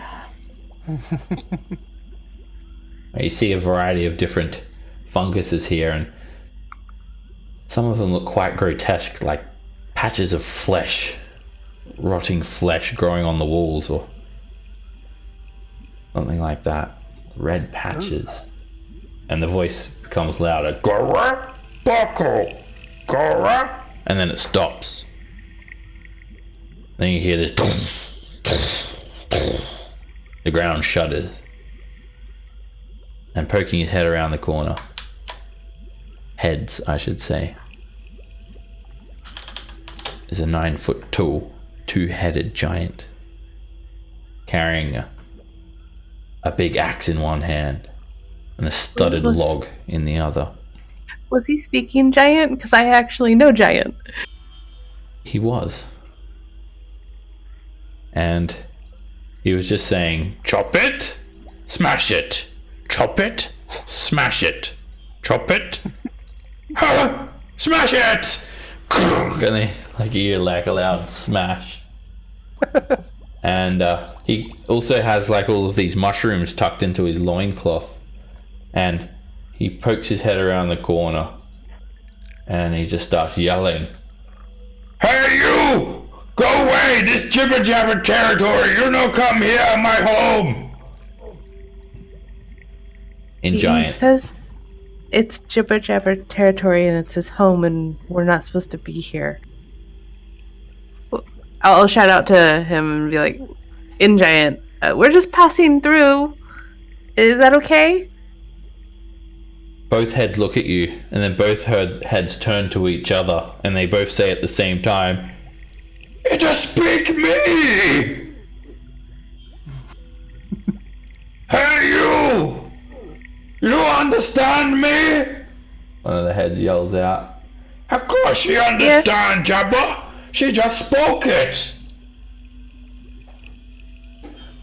I understand you. "You want to come into Jibber-Jabber territory?" Oh, we were just passing through. We were looking for the lower levels of Undermountain. But if you would have us in your territory, that would be lovely. Jibber-Jabber! Home here. Very rich I am. Many treasures. But need more treasure. If you can give me one shiny treasure, then you can come in. To add to all my other many treasures that I certainly has. You look like you have a wonderful treasure of funguses. By shiny treasure, do you mean something like this? And I'll hold up a gold coin. Oh, you come here, show me that one. I'll sort of crunches forward and just like knocks over a mushroom as he runs closer. One of the head peers down. "Oh, what's that one?" It's a dragon? "If you can give me a big amount of that, very good. Then me going to be bestest of all the world." I'll pull out 4 more and offer it. Like this many? "No, this is small. Me need big amount. And then you can come and chop a mushroom. You can get this one and me can introduce you to alchemist." How big amount? Like show me with your hands? He just like scoops up this pile of moss and places it out towards you, and you think 50 gold pieces could easily fit in the cups of his hands. I'll give him 50 gold then. Oh! And then just like a little kid, he just like runs off. And then you see like a large round mushroom cap on the ground. He lifts it up, pours the coins underneath it, and then drops it back on the ground. And then he like jumps up and down, and like shakes the ground as he does. Yeah, now Mia is best and well. Oh, thank you. You're Thank very you, welcome. cow woman. And then he goes to like pick you up and give you a hug. I'll hug him back. Oh, you're so pretty. And he just coddles you and places you back on the ground. Yes. Let me show you. I'll show you my home. This one is blue mushroom here. This one look like meat. This one a grey mushroom. And look, come over here. Look. This is where Jibber-Jabber sleep. And you just see like a pile of furs on the ground. An alchemist is my neighbor. You want to come and see him?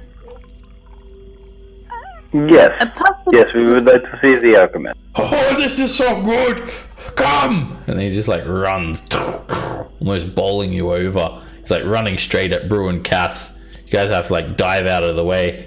He just seems so excited. He just crushes all sorts of mushrooms and funguses. And then he sort of slips through this narrow passage to the east, not even waiting for you guys to catch up. And then he just eagerly awaits you in another cavern to the east.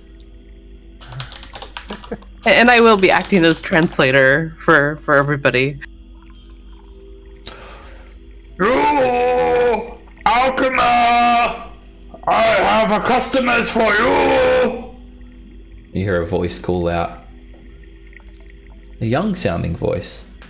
Oh, excellent! Send them straight through, Jibber-Jabber! This way! And he points to a cavern to the north. Is the voice in common or is it also in giant? Giant.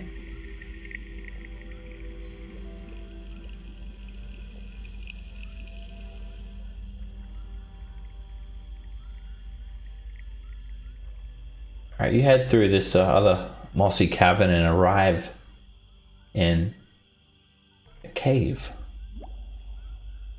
And you can see a bit of a strange sight. Set into the walls are shelves at various heights. They contain numerous gourds and vials. Look like a variety of different elixirs. There is a rough hewn stone block standing in the middle of the cave, serving as a table, and it's covered with a full set of alchemist supplies. The simple straw pallet against the south wall with some clay urns, and a young boy of only 16 standing behind the alchemy lab, mixing together two different solutions, places them down, and looks up at you with bright eyes. Oh, hello there. Welcome. I'm the alchemist. I see you've met my neighbor Jibber-Jabber.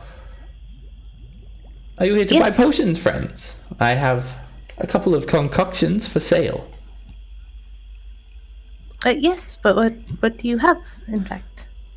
I sell two different potions that I specialize in here. One of them is allowing me to communicate with you right now. It's a potion of comprehension. It will allow you to understand all languages. However, I speak your tongue. Also, this other one I call a potion of watchful rest. And he pulls out this amber-colored liquid swirling around in a potion vial. This one will let you rest with your full sensory capabilities. As you rest, you'll be awake, not needing sleep. I call it a potion of watchful rest. Excellent if you're resting in a dangerous place. How much are they?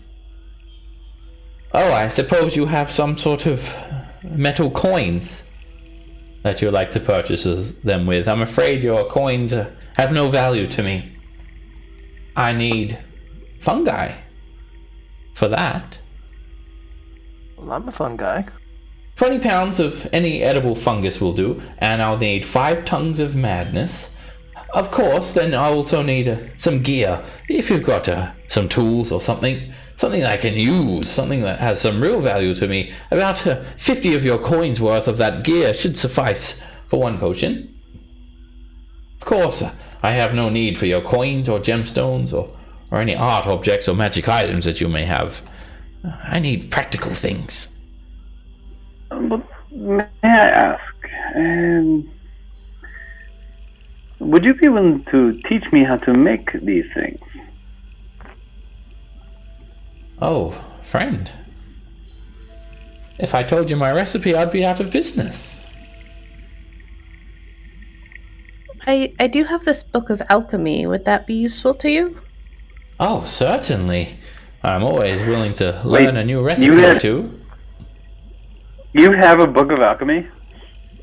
Yeah, I got it from... there was like a place we had a bunch of books, and I want to say Roland? It might have been you also gave it to me. I think it was Calabash's place. Yeah, okay. I took it because I got an herbalism kit, and it seemed maybe it might be relevant, but I haven't read it yet because we haven't had downtime, really. So, if you seem like you want it, when I show it, Nox, do you want this instead? I mean, I would like to peruse it before you just give it away, but... So I'll look back at the boy and be like, I apologize, I might have misspoke. It seems that we're not quite through with the book yet. And I'll hand it to Nox. Oh, that's not a bother. Anything else you have could be helpful to me. Lanterns or rope or something like that. Of course, I will need the funguses as well. I'm sure Jibber-Jabber could help you salvage some. I'm going to reach into my bag of holding, and I'm going to pull out an entire explorer's pack that we haven't even touched. Oh yeah, something like that. Yes, that would be perfect. It would suit my needs. I've got 20 torches. How about the water skin? 50 feet of heaven rope. We have some leather armor. Oh, armor. No. I'm afraid I have no need for armor.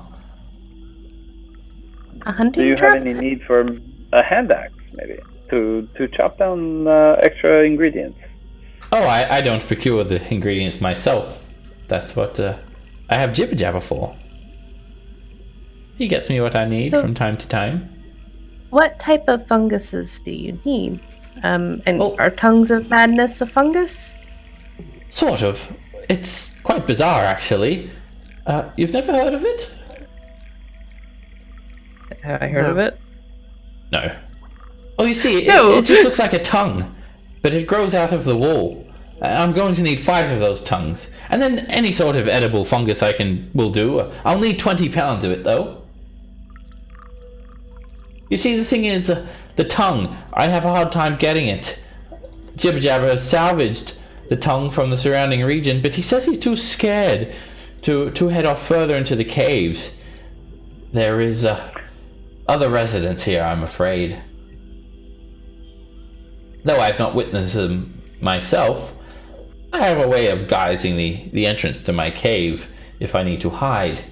But Jibber-Jabber, he's told me about them. He says spider people and fishy folk. Not quite sure what they are. He also mentioned something about stinky lizards. You'd probably be best speaking to him about that, though. Updates. I will. He's good friends with us now. Oh, I'm so glad that you'll get along with him. I always fear that he'll cross the wrong group of adventurers and, well, they would cut him down. But he's really not that bad. All he's ever wanted was a hoard of his own. I'm sure he'll get it one day. Well, I contributed a good bit towards it, I think. Anyway, he seemed happy. That's why he's so nice to you. Oh, this is a marvelous day indeed. I'm so glad you came along.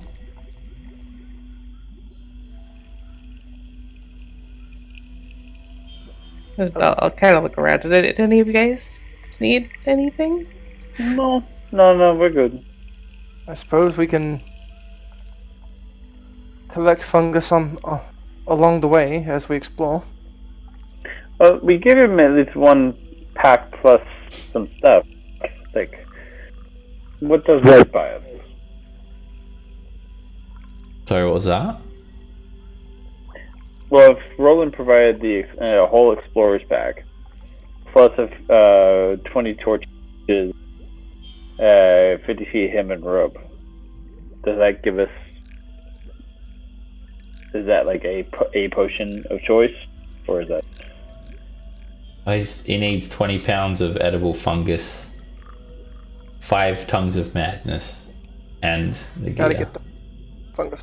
Oh, we have to get the ingredients on top of that. Okay. Yeah. That's where I was confused. I definitely think the comprehend languages potion would be useful, maybe for all the goblins. Would be good too. They'd both be good.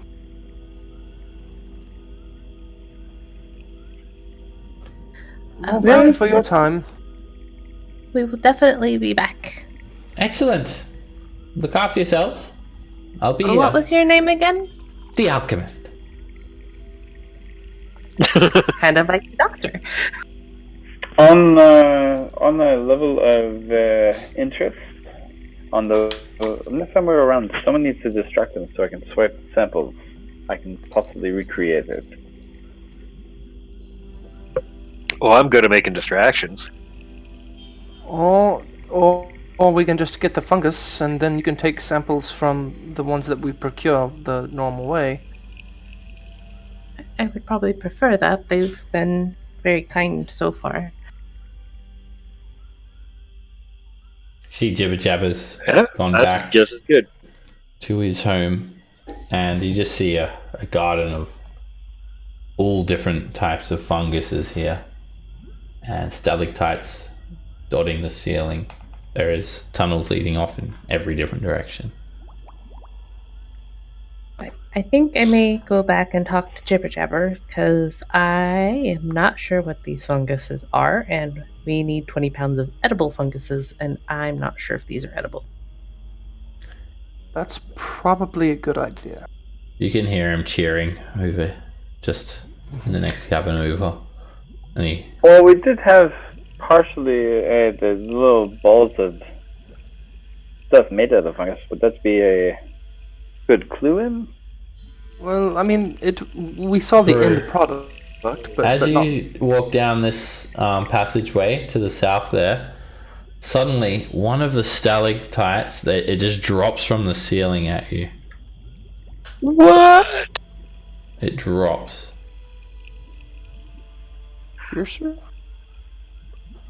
And it misses you. And this little worm-like creature, Piercer. it hits the ground, and it basically is like the impact of it dropping just kills it. It narrowly misses you. And it looks exactly like a stalactite, but it has a little eye and sort of shuffles around like a worm briefly before great. dying. It has these like sharp looking hooks and claws and teeth. Whoa, heads up, you guys. There's creatures dropping from the roof. And I will hold my shield over my head.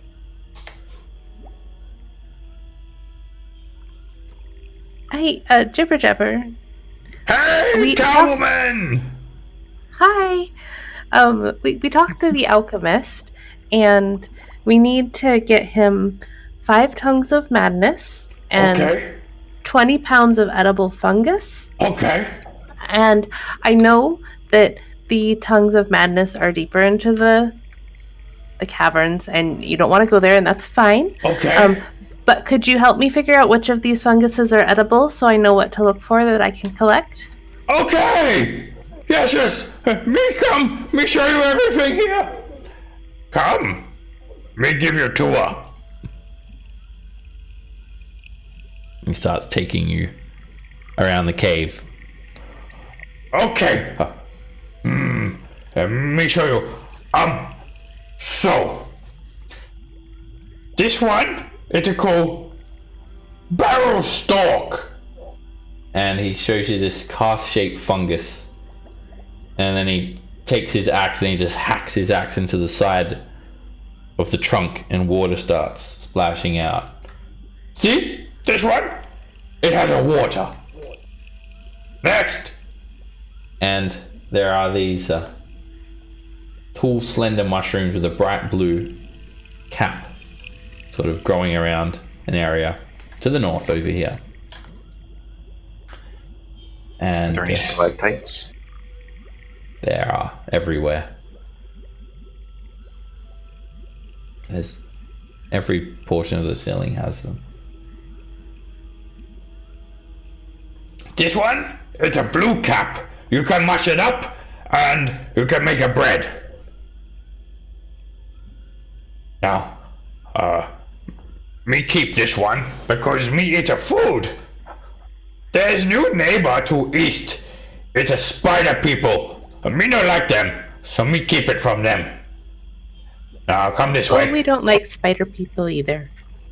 Oh no, very mean, no good.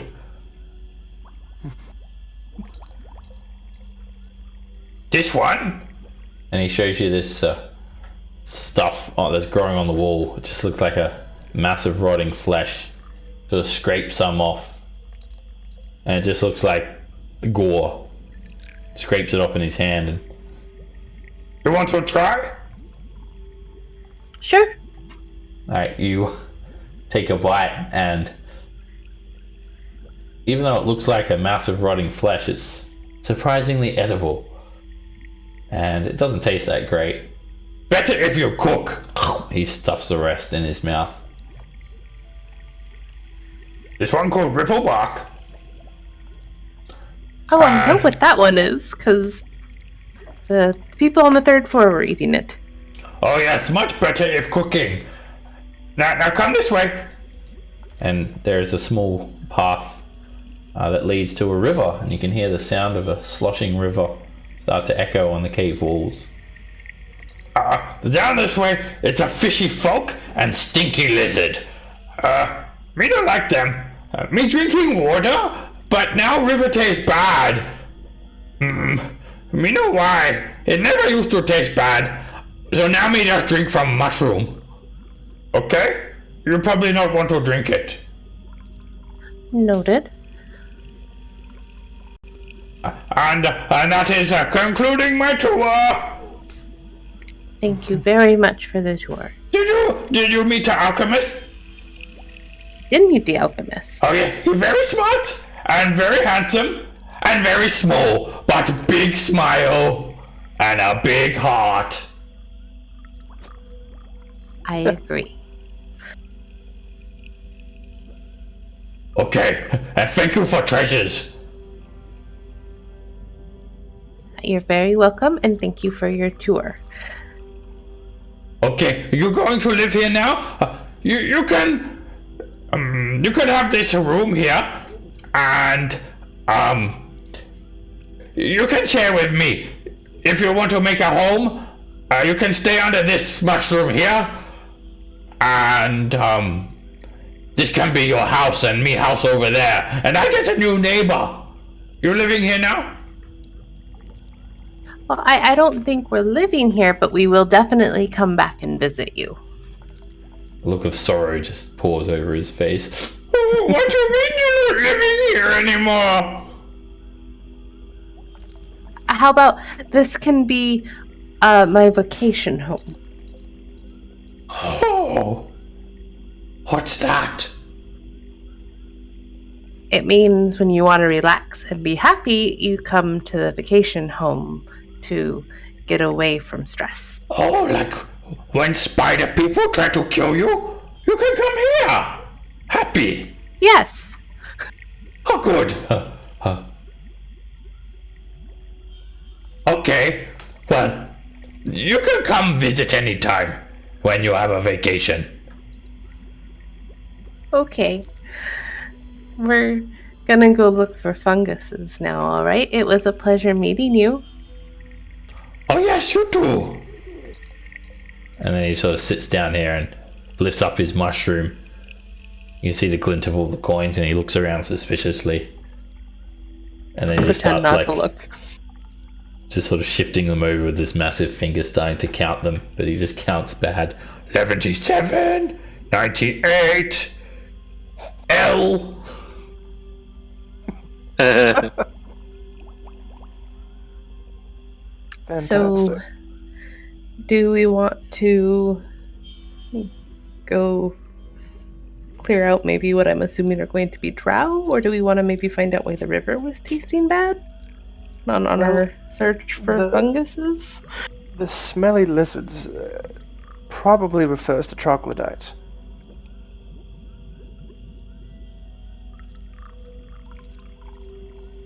Are those So- bad?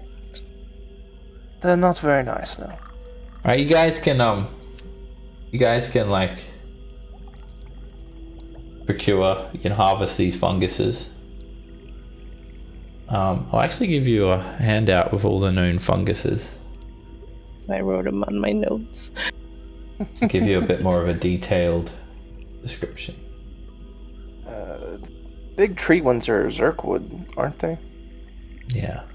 You actually know every thanks to Jibber-Jabber, every species apart from the tongue, what the tongue actually does.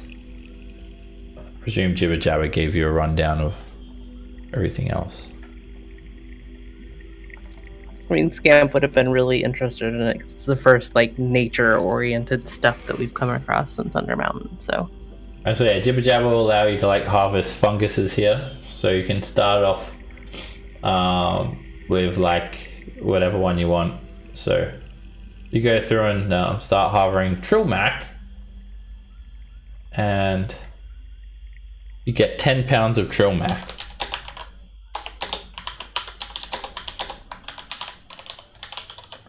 And then you start harvesting Zerkwood, and you get 5 pounds of Zerkwood.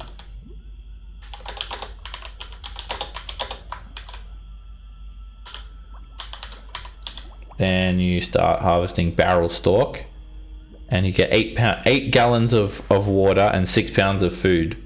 So 14 pounds of Barrel Stalk. And Jibber-Jabber has all of these dried out mushroom caps turned upside down that can be used to store liquids. And finally, Blue Cap. Is that actually edible? I don't think Blue Cap's edible.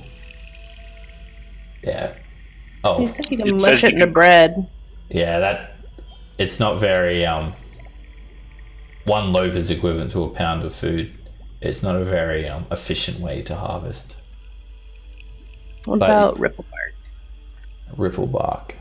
Alrighty, you harvest some ripple bark, and you manage to yield 10 pounds.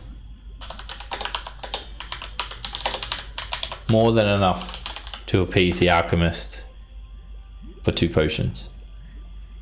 So now we just need some tongues. You need 10 tongues.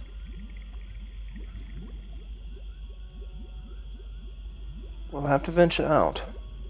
We'll have We to know where choose. tongue is, but me no go scary way. Spider people living that way. That way. And he points east. Past Alchemist's house. East it is. Unless anybody has objections. No, I suppose tr- that'd be the way to go.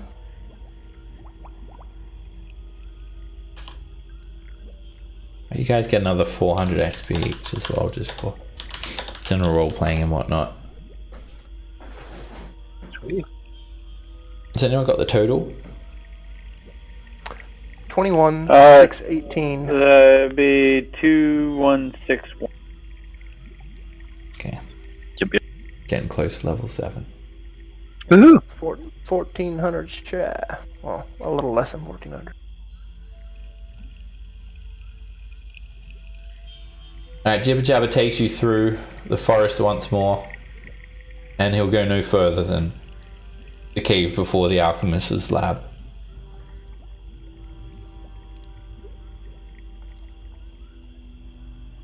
Me never go any further. Alchemist say he want a tongue, but me cut all the tongue out. Now no more here. And the tongues that you know of are down this hallway, right? I think so. Towards that one. Me too scared Thank to you. go any further. You don't have to go. We'll go. Good luck. See ya. I'll go give him a hug before we leave, Alright. and then He picks you up again, Continue. hugs you. talk to you later, Jibber-Jabber. Bye-bye, friend, neighbor. Come back for vacation. Most certainly will. As you move away from Jibber-Jabber and his voice starts to fade, you come into a cavern, 30 foot high, that holds a forest of stalagmites. Some are broken, some jut up 20 feet tall in these conical shapes. The floor is uneven, and something very ominous is here. The entire floor is strewn with bits of chewed up armor and bone, as well as an occasional copper or silver piece. And as you guys step into this area, suddenly, out of nowhere, these long, winding tentacles from north and south start rushing towards you all. Oh man, And that's where we'll end today's session. I think I know what this is. Traffic cones of Do you? death. Traffic cones of death, Is it a basically. roper? Yeah. No, yeah, ropers. Yeah. There's that weird moment of like, I know it. Those aren't fun. Yeah, the ropers are the ones that look like stalagmites, and then there's another one that looks like stalactites. It's not the piercers, it's a different one. I'm trying to remember what they're called. Well, piercers are baby Dark ropers, mantle. basically. Yeah, dark mantles. That's what I was thinking of. Alrighty, To be guys. fair, roper. Thank you all very much, and we'll continue next week as you guys continue to explore level 4 of Under Mountain and in the Indeed. search for tongues. Man, that was a whole session with no combat, pretty much. Yeah. It happens from time to time. Yeah. I don't mind.